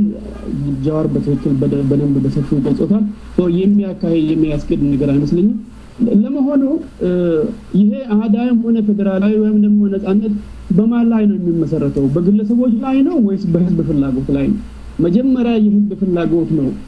በጣም ትልቅ ግንዛቤ ውስጥ መግባት ያለበት እንደሚመስለኝ። ኦሮሞ፣ ኦጋዴን፣ የሲዳማ፣ የናፋር ሌሎች በጣም ሰፋፊ የሆኑ ህዝቦች መብታቸውን እየጠየቁ ነው። እነዚህ የኢትዮጵያ አንድነትን ወክላለን ብለው የሚናገሩ ሰዎች አይተን እንደሆነ ከአንድም ከተጨቆኑ ህዝቦች ከሚታገሉ ድርጅቶች ጋር አይግባቡም። ከወልፍ ጋር አይግባቡም፣ ከሲዳማ ድርጅት ጋር አይግባቡም፣ ከቤኒሻንጉል ጋር አይግባቡም፣ ከአፋር ጋር አንድም ለነፃነት ከሚታገሉ ድርጅቶች ጋር ተቀራርቦ ሰሩ እንኳን አታዩ። ይሄ የሚያመለክተው ምንድነው? እነዚህ በጣም የድሮውን ስልጣን ላይ የነበሩ ሰዎች ያጡት ያንን ለመመለስ የሚቋምጡ ሰዎች እንጂ ምንም ስለ ህዝቡ መብት የሚናገሩ ከህዝቡ ጋር ተቀራርቦ መነጋገር የሚፈልጉ ሰዎች አይመስልኝም። አሃዳዊ የሚለው ነገር ራሱ እንግዲህ አንድን ቤተሰብ በጎንደሬና በጎጃም መልክ ማስተዳደር ካልፈለጉ በስተቀር ሌላውን ህዝብ የሚወክል አይመስልኝም። መልካም አቶ ገረሱ ጀማልና ጀዋር እንደገለጹት አንደኛ ይሄ አሃዳዊ የሚባለው ስርዓት አንደኛ መስራት አቅቶት የተሸነፈ ነው። በፊት ሞክረዋል። ጀዋር እንዳለው ይሄ እንደዚህ አይነቱ የፖለቲካ አደረጃጀት ሊሰራ የሚችለው አንድ ወጥ ብሔር ባለበት ሀገር ነው ሊሰራ የሚችለው በእንደዛ ሀገሮችም የተለያዩ የአካባቢያዊ ልዩነቶች ባሉበት ሁኔታ ሊሰራ የሚችል ኃይል አይደለም ወይ ደግሞ አንድ የተለያዩ ህዝቦች ባሉበት ግን በረጅም ሂደት ዶሚናንቱ ግሩፕ ወይ እሱ ሌሎችን ጨፍልቆ አንድ ወጥ ባህል እና አንድ ወጥ ቋንቋ መመስረት በቻለበት ሀገር ነው እንዲሰራ የተሞከረውና እንደዛም ሆኖ ራሱ ሊሰራ ያልቻለባቸው በጣም ብዙ ሀገሮች አሉ ለምሳሌ እንግላንድ ውስጥ ስኮቲሾች ለረጅም ጊዜ ቋንቋቸው ነጥተው ስኮቲሽ የሚለው ካልቸር ኤሌመንቱ ብቻ ነው እንጂ የቀረው ኦልሞስት ከሌላው አንግሎ ሳክሰን ጋር ብዙ ልዩነት የላቸውም አሁን ከ200 እና ከ300 ዓመት በኋላ ያውም በጣም ሰፊ የሚባል ኦቶኖሚ ያላቸው አብሮ መኖር አጥቷቸው ችግር ውስጥ እየገቡ ናቸውና እነሱ አሁን የሚፈልጉት ፕራክቲካሊ እንደማይሰራ ያቁታል እኮ አንዳንዴ በሪቶሪካቸው ውስጥ ራሱ የሚታያለ ጨፍልቆ አንድ የሚያደርገን መሪ ቢገኙ ላይ ይላሉ በጣም ትልልቅ አምባገነን ሁላ ሲመኙ በተደጋጋሚ ይሉታል ሁላችንም አንድ ላይ ጨፍልቆ አንድ የሚያደርገን አይነት ነገር ይላሉና ለዲሞክራሲ ይጫዋሉ ስለ ዲሞክራሲ ያወራሉ ስለ ህዝቦች መብት ይከራከራሉ በአንድ በኩል በሌላ በኩል ደግሞ ይሄ ነገር አሃዳዊ የሚባለው ስርዓት ራሱ እንደዚህ ፕራክቲካሊ ሊመጣ ስለማይችል ብዙ ህዝቦች ስለማይቀበሉ ብዙ ማንነታቸውን ስለማይቀበል እንደማይመጣ ስለሚያውቁ መጥቶ ጨፍልቆ አንድ የሚያደርገን ላይ ያሉ አንዳንዶቻቸው ያወቁት ወር ሳያውቁት ብዙ ጊዜ ይናገራሉና በዛ ሀገር ውስጥ ሊታሰብ በጤነኛ አእምሮ ሊታሰብ የሚችል አይነት የፖለቲካ አደረጃጀት በፍጹም ሊሆን አይችልም መልካም እስካሁን በትግላቸው ያገኙት የተወሰኑ መብቶች አሉ ከዚህ የበለጠ ያደገ ነው የሚሄደው እነዚህን እየቆራረስን ነገሮችን ወደ ነበሩበት እንመልሳለን የሚለው ህልም ብቻ ነው የሚመስለኝና የሚፈሩትን ነገር እሱ ነው እንደውም ሊያመጣባቸው የሚችለውና ከዛ ነገር ነው ይገባል ለምን ይላሉ ለሚለው ጥያቄ ያው እንደዛ አይነቱ አደረጃጀት የተወሰነ ግሩፕ ሲቀቅም ስለነበረ ወደዛ የመመለስ ናፍቆት ነው አንዳንድ ጊዜ በክፍለ ሀገር ብንደራጅ በጂኦግራፊካል ያሉ ይከራከራሉ ይሄንን ነገር ምንድነው እሱ በዚህ ነገር ውስጥ ያለው ተብሎ ቢጠየቅ ዋነኛው ነገር ህዝቦች በኦሮሞ መልክ ሲደራጅ ሌላው በዛ መንገድ ሲደራጅ ኃይል ሆኖ ማንነቱን ሊያስጠብቅ ማንነቱን ሊያስከብር ጥቅሙን ሊያስጠብቅ ስለሚችል መከፋፈል ይፈልጋሉ ወደ ግለሰብ ደረጃ እንዲወርድ ከማንነቱ ወደ ግለሰብ ደረጃ ሙሉ በሙሉ እንዲከፋፈል ስለሚፈልጉና አቅም እንዲያጣ ስለሚፈልጉ ያልተደራጀ ኃይል ስለሚፈልጉ ነው እንጂ በጥናት የተረጋገጠ እውነትም በጂኦግራፊካል በመንገድ የተደራጀው ለምሳሌ ፌደራል ራሱ ወደዛ ቢመልሱት እሱ ስለሚመች አይደለም ሳይንቲፊክ የሆነ አይነት አርጊውመንት ሳይሆን የነሱን ጥቅም የተወሰነ ግሩፕ ጥቅም ለማስጠበቅ ላይ የተመሰረተ አይነት የፖለቲካ ክርክር ነው የሚመስለኝ መልካም እንግዲህ እስኪ ሰዓታችን እየጫረ ልጨምርበት እዚህ ላይ አንድ ነገር ነው አዲጋ ተረጋግሞ የሚመጣ ጂኦግራፊያዊ ብሎ ፌደራሊዝም የለም ከየት እንዳመጡት ፌደራሊዝም ሁለት አይነት አንደኛው ካሚንግ ቱጌዘር እና ሆልዲንግ ቱጌዘር የሚባለው ነው ካሚንግ ቱጌዘር ራሳቸውን የቻሉ ሀገራት አብረን ብንሆን ጠንከር ያለ ኢኮኖሚ አብረን ብንሆን ጠንከር ያለ ወታደራዊ አቅም ይኖራል ብለው የሚገነቡት ነው እዚህ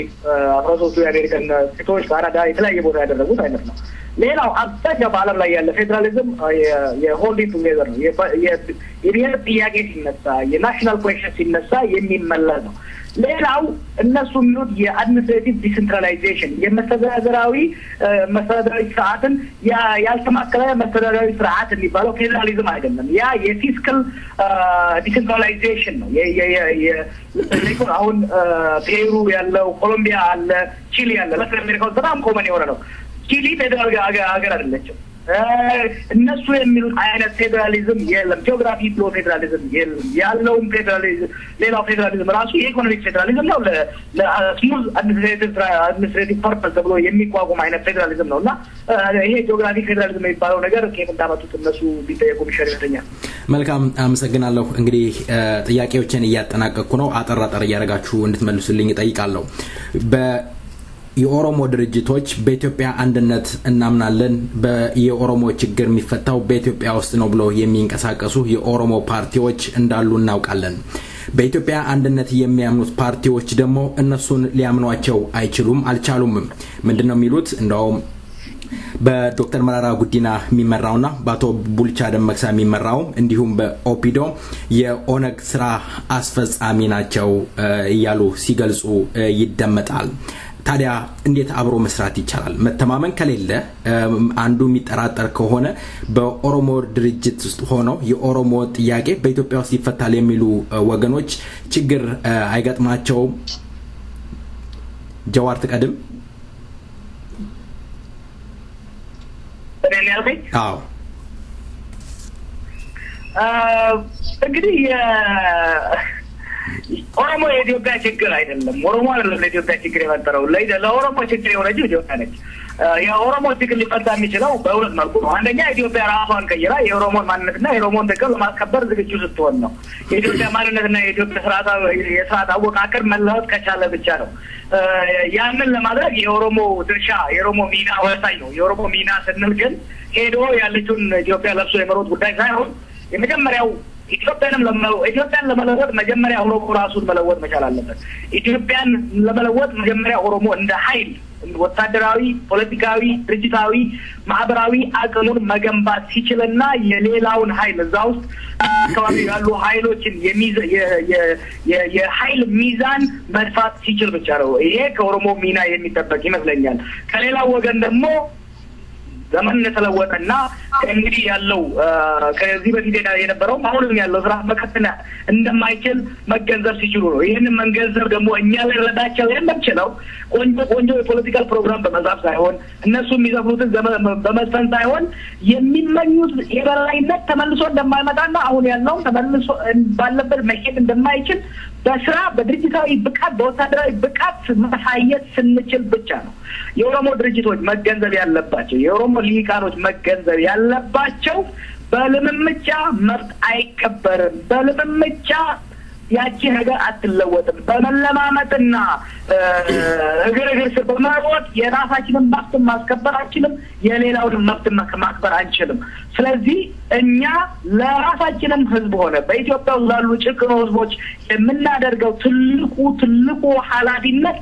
ራሳችንን ማደራጀት፣ ራሳችንን ማጠናከር፣ ኃይል ሆነን ስንወጣ ብቻ ነው። እኛ ኃይል ከወጣን ጠላት ይደራደራል፣ ዘመንና ወገን አብሮን ይሰለፋል። እኛ ደካማ ከሆን የተበታተርን ከሆን ጠላት ይልቀናል። ሌላውም ማህበረሰብ እኛው ላይ የማፈጥና ከጠላት ጋር የመሰለፍ አዝማሚያ የሚያሳይበት ሂደት ነው የምናየው እና አይ ቲንክ ኢትዮጵያንም ለመለወጥ ሆነ የራሳችን ማህበረሰብ ለመለወጥ መጀመሪያ በራሳችን ላይ ፎከስ ማድረጉ አይ ቲንክ ግዴታ ይመስለኛል። መልካም አቶ ጀማል። እኔም ከተመሳሳይ አስተያየት ነው ያለኝ። ወሳኙ መጀመሪያ ራስን መሆን ነው። በእኔም እምነት አንድ በጣም ሁልጊዜ በጭንቅላት የሚያስበው ነገር አለ። አንድ ሰው በጀግንነት ሊያመጣ ያልቻለውን ነገር በፍርሃት ሊያመጣው አይችልም። አንተ በጉልበት ያላመጣውን ነገር በልመና ልታገኘው አትችልም። አሁን በቅርብ ጊዜ አንዳንድ ሰዎች አዝማሚያቸውን የማያቸው ነገሮች አሉ። እንደው በቃ አልቻልንምና ካልቻልን በዚህ መልኩ እየተለማመጥን ኢትዮጵያነትንም ተቀብለን ከሌሎቹ ጋር ተደራድረን እንደምንመራለን የሚሉ ነገር ግን በጀግንነት ያላመጣውን በጉልበት ልታመጣ ያልቻልከውን ሰውየው አንተ ተሸነፈ ኦኬ መሸነፍን ተቀብያለሁ ስላልክ ነፃነቱን ወይም ደግሞ የምትፈልገውን መብት ሰጣል ብሎ የሚገምት ሰው በጣም ሞኝና ተላላ ነው። ስለጠየቀው ጥያቄ ያገር ውስጥ ለምንቀሳቀሱና ኢትዮጵያን አንድነት እንፈልጋለን የሚሉ የኦሮሞ ድርጅቶች ላልከው ኢትዮጵያ ልክ ጃዋር እንዳለው የተመሰረተችው በተወሰኑ ኃይሎች ፍላጎት ላይ መጀመሪያ ነው ስትመሰረት በኦሮሞ ፍላጎት ላይ የተመሰረተች አይደለም። የኦሮሞን ማንነት አጥፍታ የኦሮሞን ህብረተሰብ ጥቅም አጥፍታ የኦሮሞን ጭቆና ስር አስገብታ የኖረች አገር ነች። እነዚህ ኃይሎች ሁሉ ጊዜ ኦሮሞን ይጠራጠራሉ። ምክንያቱም በኦሮሞ ፍላጎት ላይ ያልተመሰረተች መሆኗን የተፈጠረች መሆኗን በትክክል ስለምረዳ የኦሮሞ ኃይል መጠናከር ያንን ኢምባላንስ ይቀይራል ብሎ ስለምገምቱ ማንኛውንም ኦሮሞ እንኳን የተደራጀ ያልተደራጀውንም በግለሰብ እኔ ኦሮሞ ነኝ በማለቱ ብቻ ይጠረጠራል። እንኳን ድርጅት ውስጥ መኖር ቀርቶ ማለት ነው። ኦፒዲዮም ተጠርጣሪ ነው። አሁን አብዛኛውን አማራ ድርጅቶችን ለምሳሌ ከተመለከት ኦለፍን ሲያዩ ኦፒዲዮን እንደምጠሉ አድርጎ ነው የሚያቀርቡት የኦፒዲዮን ሰው ደግሞ ሲያዩ ኦለፍ እንደምጠሉ በሁሉም ጎኖ የሚያቀርቡት ማንነው ኦሮሞን የኦፒዲዮን ብቻ አይደለም የነመረራን የነብልቻንም ሁሌ የኦሮሞ የሚለው ነገር ኤቭሪቲንግ ኦሮሞ must be attacked ባለፈው ድግሩ ጀዋር ያለው አይነት ይሄ ኦሮሞፎቢያ ያጠቃቸው ሰዎች ነው የሚመስሉት ሶ እነሱ ትልቁ ችግራቸው ምንድነው ይሄ ኃይል ከተጠናከረ እኛ በፈለግነው መልክ ያልተደራጀ ስለምሆን ከኛ ውጪ ከኛ ቁጥጥር ውጪ ይሆናል ብለው ስለምገምቱ የነበረውን ጥቅም እኛ እየሰራነውን ያጠፋነውን በደል ሁሉ እንደገና ምናልባት ይፍቀዋል ብለው ስለሚፈሩ ብቻ ማንኛውንም ኦሮሞ ይጠረጠራሉ አሁን ወያኔዎችም እንደዛ ነው የሚያደርጉት አይተ እንደሆነ መለስን ፓርላማ ውስጥ ሲናገር የነበረው ሌላ ቀርቶ አንድነት የሚባለውን ድርጅት አይ ቲንክ ነጋሶ ምናልባት ጠርጥሮ ሊሆን ይችላል መሰለኝ አንድነት የሚባለው ድርጅት ውስጥ ሁሉ ኦሮሞዎች ናቸው እየሰሩ ወልፍ ነው እየሰራ ያለው ብሎ ፓርላማ ላይ ሲናገር ነበር ይሄ ምንድነው የሚያመለክተው እንኳን በኦሮሞ የሆነ ሰው ቀርቶ ኦሮሞ ያልሆነና ኦሮሚያ ተናጋሪ በኢትዮጵያ ውስጥ በጣም ተጠርጣሪ መሆኑን ነው የምትመለከተው ማለት ነው እንግዲህ ምናልባት ከነጋሶ በተጨማሪ ኦሮሚያ የሚናገሩ ሰዎች አንድነት ውስጥ ሊኖሩ ይችላል መሰለኝ ሶ ለኛ ማፍተው ምንድነው የሚለው ነው ለሌሎች ህዝቦች ለኦሮሞና እንደ ኦሮሞ ለተበደሉ በኢትዮጵያ ስም ሌሎች ለሚጨቁናቸው ህዝቦች መፍትሄ ምንድነው የመጀመሪያው መፍትሄ ጃዋር እንዳለው የኛ መጠናከር አንድ ሰው እኛ ማሰብ ያለብን ምንድነው መሰለኝ በግለሰብ ደረጃ ከግለሰብ ወደ ማህበረሰብ አስተሳሰብ መንቀሳቀስ መቻል አለብን አንድ ሰው ለምሳሌ የራሱ ቤት ያለው ከሆነ ሌላ ሰው ማስጠጋት አይችልም እኔ የራሴ ቤት ካለኝ ሌላ ሰው ማስጠጋት አልችልም ሰውም ደግሞ አይፈልግም ምክንያቱም መጠጊያ ልሰጠው ስለማልችል ማለት ነው ሶ መጀመሪያ ያለብን እኛ ራሳችን ኦሮሞ እንደ ኦሮሞ በጣም መጠናከር አለበት ተጠናክሮ ደግሞ ከተገኘ ሌሎች በኢትዮጵያ ውስጥ የሚበደሉ እጅግ በጣም እየተበደሉ ያሉ ህዝቦችን መርዳት ይችላል መረዳዳት እንችላለን ተረዳድተንም ደግሞ ወደ ነፃነት መጓዝ እንችላለን ወደ ኋላ ሊጎትቱ ለሚፈልጉ እንደ ትናንትና እንደገና ደግሞ ረቀን እንገዛቸዋለን ኦሮሞ ነኝ ማለትም አትችልም ሲዳማ ነኝ ማለትም አትችልም ኦጋዴን ነኝ ማለትም አትችልም የሚሉ አይነት ኃይሎች ካሉ ያው እነሱ የራሳቸውን ቋንቋ እየተናገሩ ለብቻቸው መቅረት ይችላሉ ሌሎቻችን አብረን መጓዝ እንችላለን ትግሉ የተጨቋኞች ነው ነፃነትም ደግሞ የሚገባቸው እነሱ ናቸው ነፃነት ፈላጊ ደግሞ እስከ ነፃነት ድረስ ትግሉ ይቀጥላል ነፃነትም ያገኛል ምናልባት እነዛኞችም የነዚህ የሌሎች የተጨቋኞች መበደል ከነፃ መሆን እነሱንም ከፍርሃት ነፃ ያወጣቸዋል የሚል ግምት አለኝ እንግዲህ ጉዞው ወደ ትግል ነው የምንመለከተው መልካም አቶ ገረሱ እኔም እነሱ ጀማልና ጀዋር ያሉት ላይ ትንሽ መጨመር የምፈልገው እነዚህ በአንድነት ውስጥ በኢትዮጵያ ውስጥ ችግራችንን እንፈታለን ብለው የሚሉ የኦሮሞ ፖለቲካ ኃይሎች መገንዘብ ያለባቸው የነዚህ ነገሮችን ወደ ነበረበት መመለስ የሚፈልጉ ሰዎችን መዝሙር በመዘመር ብቻ ከነሱ ተአማኒነት ማግኘት አይችሉም ኃይልም መሆን አይችሉም ብዙ ሰዎች አሁን ጀማል እንዳለው የማየው የነሱኑ መዝሙር ደጋግመን ብንል ልክ ኃይል የምናገኝ አይነት ነገር ይመስላችኋል ሁለተኛ የሚያስፈራራቸው አይ ቲንክ አንዳንድ ሰዎችን የሚያሳስታቸው የሚመስለኝ ይሄ አንድነት ኃይል የሚባለው ኃይል ብዙ ድምጾች አሉት በየቦታው ምክንያቱም ለረጅም ጊዜ በዛ ሀገር ውስጥ ፕሪቪሌጅድ የሆነ ግሩፕ ነው በውጪም በሀገር ውስጥም ተዛይቶ ሚዲያው ምኑ ሁሉ በሱ ነው ዶሚኔት የሚደረገውና ከተጨቆነው ሰው ድምጽ ይልቅ የሚሰማው ይሄኛው ድምጽ ነው ስለዚህ እዚህ ድምጽ ውስጥ ተቀላቅለን በደንብ ድምጻችንን ብናሰማ የኛም ይሰማል የሚል አይነት የተሳሳተ አመለካከት አንዳንድ ቦታ ይታያል እሱ ብዙ የሚያዋጣ አይመስልኝም እነዚህ ሰዎች እነዚህ የፖለቲካ ኃይሎች አንተ አንድ እርምጃ ወደ ኋላ በሄድክ ቁጥር ፈርዘር እንድትሄድ ነው የሚጠይቁ አሁን አቶ ቡልቻን ሰሞኑን ምን ሰጡ በተባሉት ኢንተርቪው ላይ ምን ሲሉ እንደነበሩ አይ ቲንክ ሁላችሁም አይታችኋል ብዬ አስባለሁ እኚህ ሰውዬ የኦፍደንስ ያቋቁሙ የሰልፍ ዲተርሚኔሽን ይቀበሉ የነበረ አሁን ግን አንቀጽ 39 ራሱ እንዲወጣ እንታገላለን ሁላ እስከማለት የደረሱ ናቸው ግን በዛ ሀገር ውስጥ የነበሩትን አንዳንድ ነገሮች በደንብ በግልጽ ስለተናገሩ ብቻ ሰሞኑን የመጨረሻው የሽማግሌ ጠባብ የተባሉ ሲሰደሙ ነበር የነበሩት ከዛ የበለጠ ወደ ኋላ ማለት ምን መሆን እንደሚችሉ ራሱ ትንሽ ቢቆዩ ስማቸውንም ቀይሩላስ ከማለት ሊደርሱ ይችላሉ የሆነ ማቆሚያ የላቸው ስለዚህ መተማመን ትንሽም ቢሆን የኦሮሞን መብት አስጠብቃለሁ የሚል ብዙ ነገሮችንም አሳልፈው ቢሰጥ በፍጹም ተአማኝነት ሊያገኝ አይችልም እንደውም እንደዚህ አይነቱ አመለካከት የራሱ ችግር ይፈጥራል እነሱ የፖለቲካ አቋማቸው ልክ ያልሆነውን የፖለቲካ አቋም በዚህ ስህተት ውስጥ እንዲቆዩ ኮንፈርት ዞናቸው ውስጥ እንዲቆዩ ያግዛቸዋል ስለዚህ በዛ ሀገር ውስጥ ያለውን የፖለቲካ ችግር ነገሮችን አለሳልሶ እነሱ የሚሉትን ነገር እየደገሙ ለመቆየት መሞከር የነሱንም የተሳሳተ አመለካከት እንደተጠናከረ እንዲቆይ ያደርጋልና በዛ ሀገር ውስጥ ያለው የኦሮሞን ብቻ ሳይሆን በዛ ሀገር ውስጥ ያለውን ችግር እንዲራዘም ያደርጋል ስለዚህ ኦሮሞ የራሱ ጉዳይ በሚፈልገው መንገድ ለመፍታት ጓደኞቼ እንዳሉት በደንብ ተደራጅቶ የራሱን አጀንዳ መጥፋት አለበት የሌሎችንም ህዝቦች መብት ሊያግዝ የሚችለው የተሳሳተውን የፖለቲካ አመለካከት መሰረቱን ሊቀይር የሚችለው ቲዮሬቲካሊ ይሁን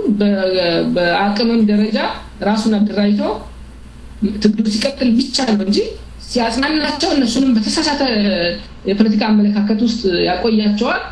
በዛ ሀገር ውስጥ ያለውን ኮንፍሊክት ለረጅም ጊዜ እንዲቀጥል ያደርጋልና ከዚህ ነገር ውስጥ መውጣት ያለብን ይመስለኛል መልካም እንግዲህ የመጨረሻ ጥያቄ ላደርግ የምፈልገው እንግዲህ ይሄን ከማለቴ ከመጠየቄ በፊት እንግዲህ በጣም ኢንተረስትድ የሆነ ውይይት ነው ያደረግነው በኢትዮጵያ አንድነት እናምናለን ከሚሉት ወገኖች ጋራም እንደምናረግ ተስፋ አረጋለሁ ሁላችንም ባለንበት አንድ ላይ ሆነን ለመነጋገር ዝግጁ መሆናችንን እንገልጻለን እንግዲህ ድሉን ካገኘን ከናንተ ጋራ ለማዋየት ሞክራለሁ የኦሮሞ ህዝብ በአገር ቤት ያለው ከኦሮሞ ህዝብ ድርጅት ይጠብቃል የኦሮሞ ህዝብ ድርጅትን ዛሬ ይመጣል ነገ ይመጣል ወይም ለውጥ ይመጣል እያለ እየተጠበቀ ይገኛል በውጪ ያለው የኦሮሞ ዳያስፖራ ከሱ ምን ይጠበቅ ይሆን እና በመጨረሻ የምታስተላልፉትን መልእክት አስተላልፉ እና እንሰነባበታለን እግዚአብሔር ይስጥልኝ ጆር ጎሄድ ወል እንግዲህ ጀናሌ ናገኝ ታንክ ዩ እንደ ግለሰብም ሆነ እንደ ህዝብ ትንሽ አንዳንድ ነገሮችን በትክክል ማስቀመጥ ያለብን ይመስለኛል አንደኛ ነፃነት ከውጭ የሚመጣ ነገር አይደለም ነፃነት እንደ ጫማ እንደ ኮት እንደ ጃኬት ከውጭ የሚገዛው ነገር አይደለም ስኖት ጉድ ነው ኮሞዲቲ አይደለም ነፃነት የሚመጣው ባለበት አገር ሰው በተወለደበት አገር ህዝቡ ራሱ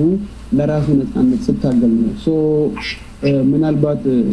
አሁን ያልኩ አመለካከት በቅርብ ጊዜ በተለይም የድርጅቶች አመራሮች ወደ ውጭ እየተጓዙ እየተገፉ ወያኔ ራሱ አይተህ እንደሆነ ፓስፖርት እየሰጠ ነው በቃ ደህና ሆኖ ሄዱልኝ እያለ ሰዎችን የሚሸኘው ለምን ውጪ ያለው ሰው ነፃነትን ወደ አገር ውስጥ ሊያመጣ እንደማይችል ስለሚረዱ ያንን ህዝብ ያመራሩን ክፍል ከዛ ለመነጠል ብቻ ነው የሚያደርጉት ሶ በደስታ ነው በፓርቲ ነው የሚሸኛቸው አይተህ እንደሆነ ፓስፖርት እየሰጡ ሶ ህዝቡ መረዳት ያለበት አገር ውስጥ ያለው በፓርቲ መልክ ፓስፖርት ሊሰጠው የሚሄድ መሪ ነፃነቱን ከውጭ ሀገር ገዝቶ ያመጣልኛል ብሎ የሚገምት ሰው በጣም እየተሳሳተ ነው እንደዛ ደግሞ ነፃነትን ያመጣ ህዝብ የለም ነፃነት ምን ጊዜም በአገር ውስጥ በሚደረግ ትግል ነው የሚመጣው ሶ ከውጭ ሰዎች ነፃነትን ያመጡልናል ብሎ መገመት በኦሮሞ ዘንድ አይ ቲንክ በጣም የተሳሳተ አመለካከት ይመስለኛል ልታረም የሚገባው ነው ህዝባችንም አመራርም ተሳታፊዎችም ድርጅቶችን የሚረዱ ሰዎችን ይሄ ሐሳብ በትክክል በህዝባችን ውስጥ መጥረጽ እንዳለበት ሁሉ ጊዜ ደጋግሞ መናገር ያለባቸው ይመስለኛል ሌላው ደግሞ የኦሮሞ ህዝብ ትግል ራሱ ስትመለከተው በቅርብ ጊዜ የተደረገ ይሄ እንደዚህ አይነት እርምጃ ይወሰድ እንጂ ከአሁን በፊት የነበሩ የኦሮሞ ታጋዮች በጠቅላላ ውጭ አገር እንኳን ሄደው ሲመለሱ ሰልጥነው ተመልሰው ጠመንጃ እየወሰዱ ወደ አገር ውስጥ እየገቡ ህዝቡን እየመሩ እየተዋጉ እያዋጉ ነበር እንጂ ውጭ ቁጭ ብሎ ነፃነት ከውጭ እናመጣለን ብሎ ቃል የገባ አብዛኛው መሪ የለም ይሄ አሁን በቅርብ ጊዜ የመጣ ትሬንድ ይመስለኛል ይሄ ትሬንድ መቀየር አለበት በደጋፊዎችም እንዲቀየር ጊዜ መጫው አለብን የድርጅት አባሎችም እንደዚህ አመራሮችም በራሳቸው ማሰብ ያለባቸው ህዝቡም ደግሞ መሪ ከውጪ ገና መጥቶ ነፃ አወጣኛል ድርጅቱን ከውጪ ነፃ አወጣኛል የሚለውን አይነት ሐሳብ ቀይሮ እዛ አገር ውስጥ ያለው እርስ በርሱ ተደራጅቶ ራሱን መምራት መቻል አለበት ነው ያለኝ ግምት ነው ያለኝ መሆንም የሚችለው በዛ መልኩ ነው ነፃነትን ከውጪ በምንም መልኩ እንደ ጉድ ወይም ደግሞ እንደ ኮሚኒቲ በሸቀጥ በገንዘብ ገዝተን እናመጣ አንችልም ከውጪ ያለው ደግሞ ለሌላ የሚችለው ነገር ነው ውጪ ያለው ነገር ሰው ህዝብ ብዙ የሚረዳው ነገር አለ ለምሳሌ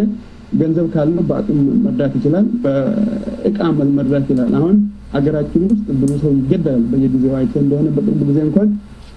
በምስራቅ ኦሮሚያ በጣም አብዛኛው ኦሮሞ በልዩ ፖሊስ እየተባለ ያው በወያኔ ባደራጀው ሰዎች ሲገፋ ነበር እንደዚህ በዌስተርን ኦሮሚያ ካሁን በፊትም ከሁለት ሶስት ወር በፊትም ተደረገ ነበር በየቦታው በደቡብ እንደዚህ አይነት ነገር ነበር እነዚህ አይነት ግፎች በሚፈጸሙበት ወቅት በካሜራ የሚቀረጹበት ሁኔታዎች ለማስረጃ ለህዝብ ለዓለም ልታይ በሚችል መልክ መቀረጽ በሚችል መልክ የህዝቡን አቅም መገንባት ያስፈልጋል ማለት ነው ኢኮኖሚያዊ ኃይል ያለው የውጪው ስደተኛ ደግሞ በኢኮኖሚ በሐሳብ በሌሎች ነገሮች በቁሳቁስ መርዳት ይችላል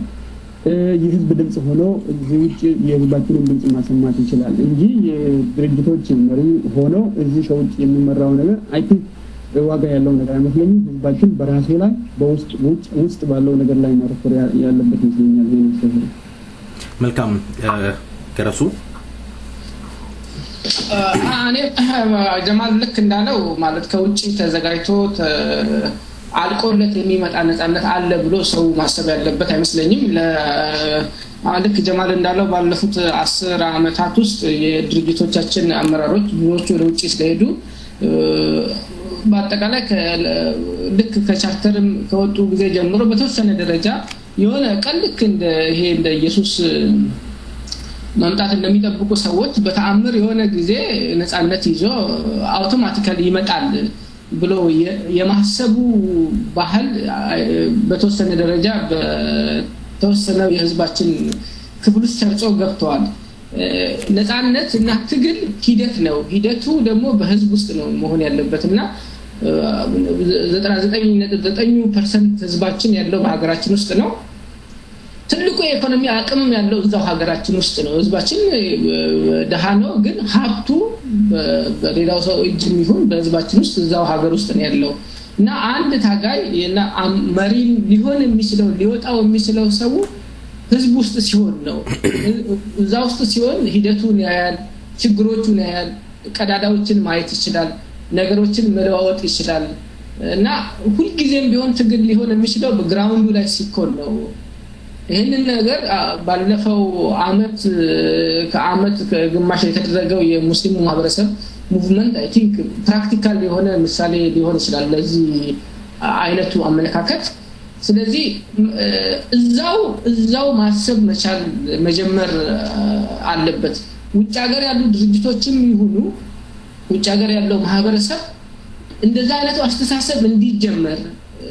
creatively innovatively ሰው በህዝብ ውስጥ ማሰብ እንዲጀምር እንዴት አቅም መሆን ይችላል እንዴት ኃይል መፍጠር ይችላል የሚለው በህዝብ ውስጥ ማሰብ እንዲጀምር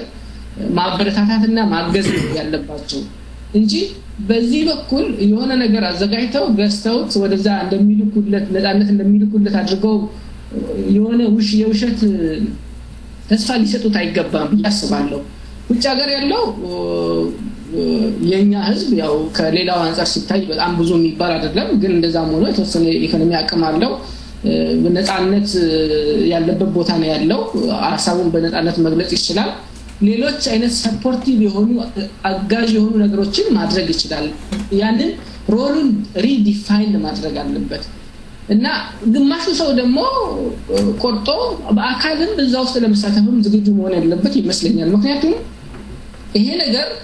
በእንደዚህ አይነት መንገድ ሊፈታ አይችልም ኮሚትድ የሆነን ችግሩን የኡነት እንፈታለን መፍታት አለብን ብለን የምናስብ ሰዎች ውጭ ሀገርም ዛሬ ሊሆን ይችላል ነገ ሊሆን ይችላል ለረጅም ጊዜ ሊወስድ ይችላል በአካልም መሳተፍ ካስፈለገ የሚሳተፍበትን መንገድ ውስጥ መሳተፍ ያለበት ነው እንጂ መሆን መታሰብ ያለበት እዚሁ ተቀምጠን የውሸት እንደዚህ እናደርጋለን ማለት ያለብን አይመስለኝም ስለዚህ ሮላችንን እዚህ ሀገር ያለንን እስከምን ደረጃ ነው ልንሳተፍ የምንችል የሚባለውን ነገር ዲፋይን ማድረግ አለብን እና ምናደርገው ነገር ደግሞ ውስጥ ያለው ትግል የሆነ መልክ እንዲይዝ እገዛ ማድረግ ያለብን ነው የሚመስለኝና ውይይታችንን ዲስከሽናችንን ጽሁፋችንን በዚህ ላይ ቢያተኩር ጥሩ ነው ይሄንን ነው ማለት የምፈልገው መልካም ጀዋር እንግዲህ አብዛኛውን ነጥቦች ዝረሱና ጀማል ነካካቸው በደንብ አብራርተዋቸዋል እኔ ነው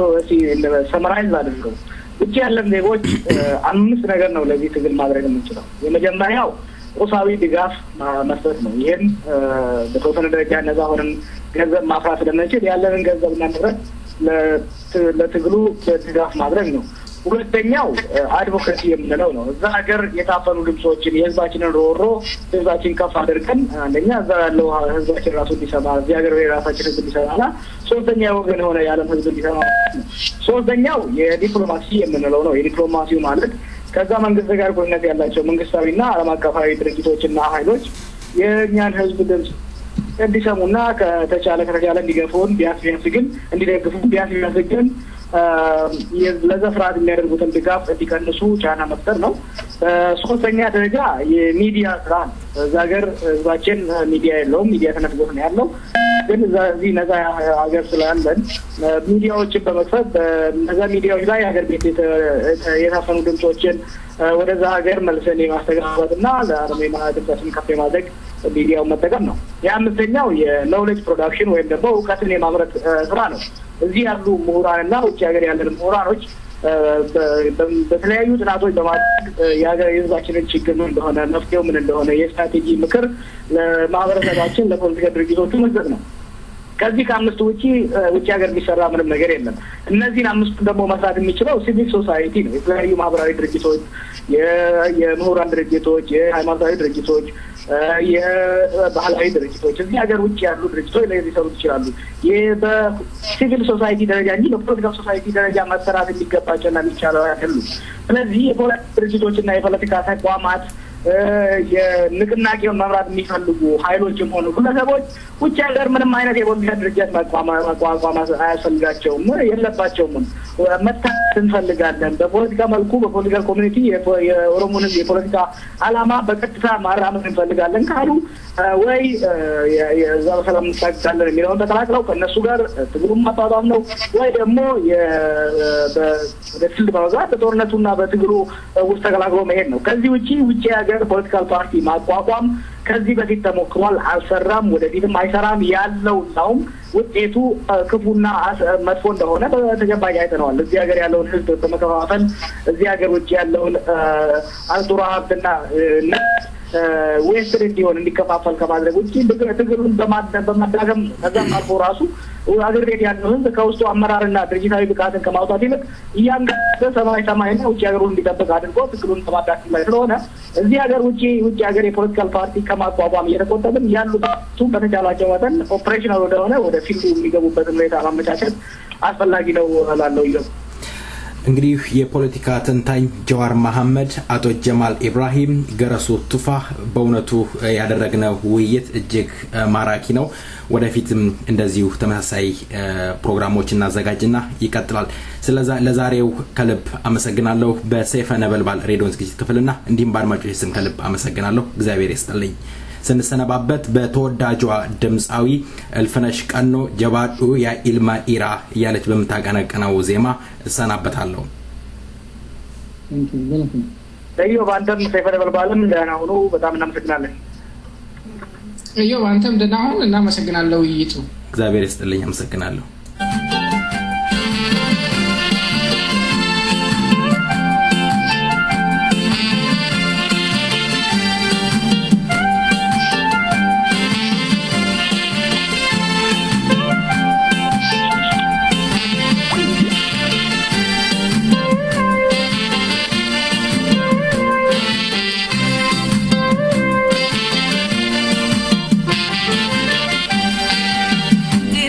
Será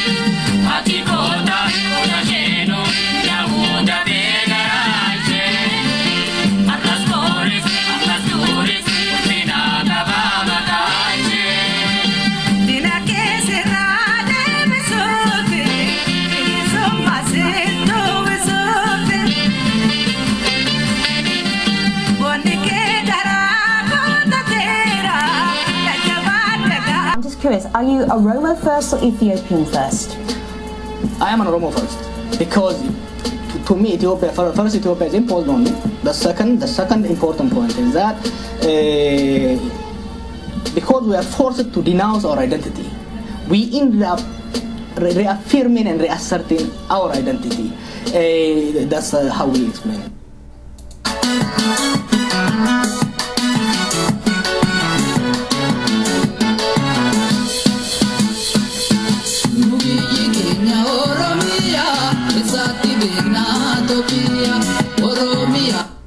አድማጮቻችን እንግዲህ ስታደምጡት የቆያችሁት የሰይፈ ነበልባል የሬዲዮ ፕሮግራም ነው። እነሆ ታዲያ ፕሮግራማችንን ለማብቃት ደቂቃዎች ይቀሩናል። በዛ ደቂቃ የተለመደ የሙዚቃ ግብዣ ይኖረናል። ሙዚቃውንም ጋብዛችሁ የማን ይሆናል? ኢዮብ የኃይሉ ኪታባ ይሆናል። ኑቢይ ኬኛ ኦሮሚያ እያለ የሚያቀነቅነውን ለጆሮአችሁ ጀባ ብለናል። እኛም በኃይሉ ኪታባ ሙዚቃ ዘና እንድትሉ እየጋበዝናችሁ እስከ ሳምንት ድረስ መልካም ሳምንት ሰላም ሁኑ። Topia, Oromia, Biyunda Kaltu, Topia, Jitu, Manwamtu.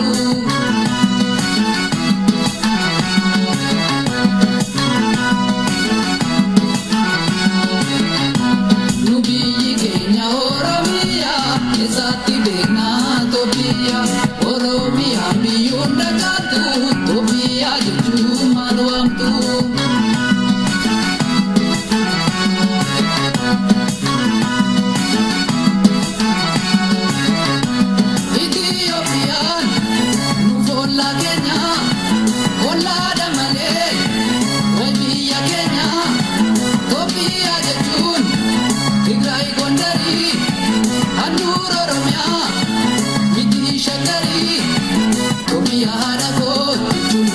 Topia,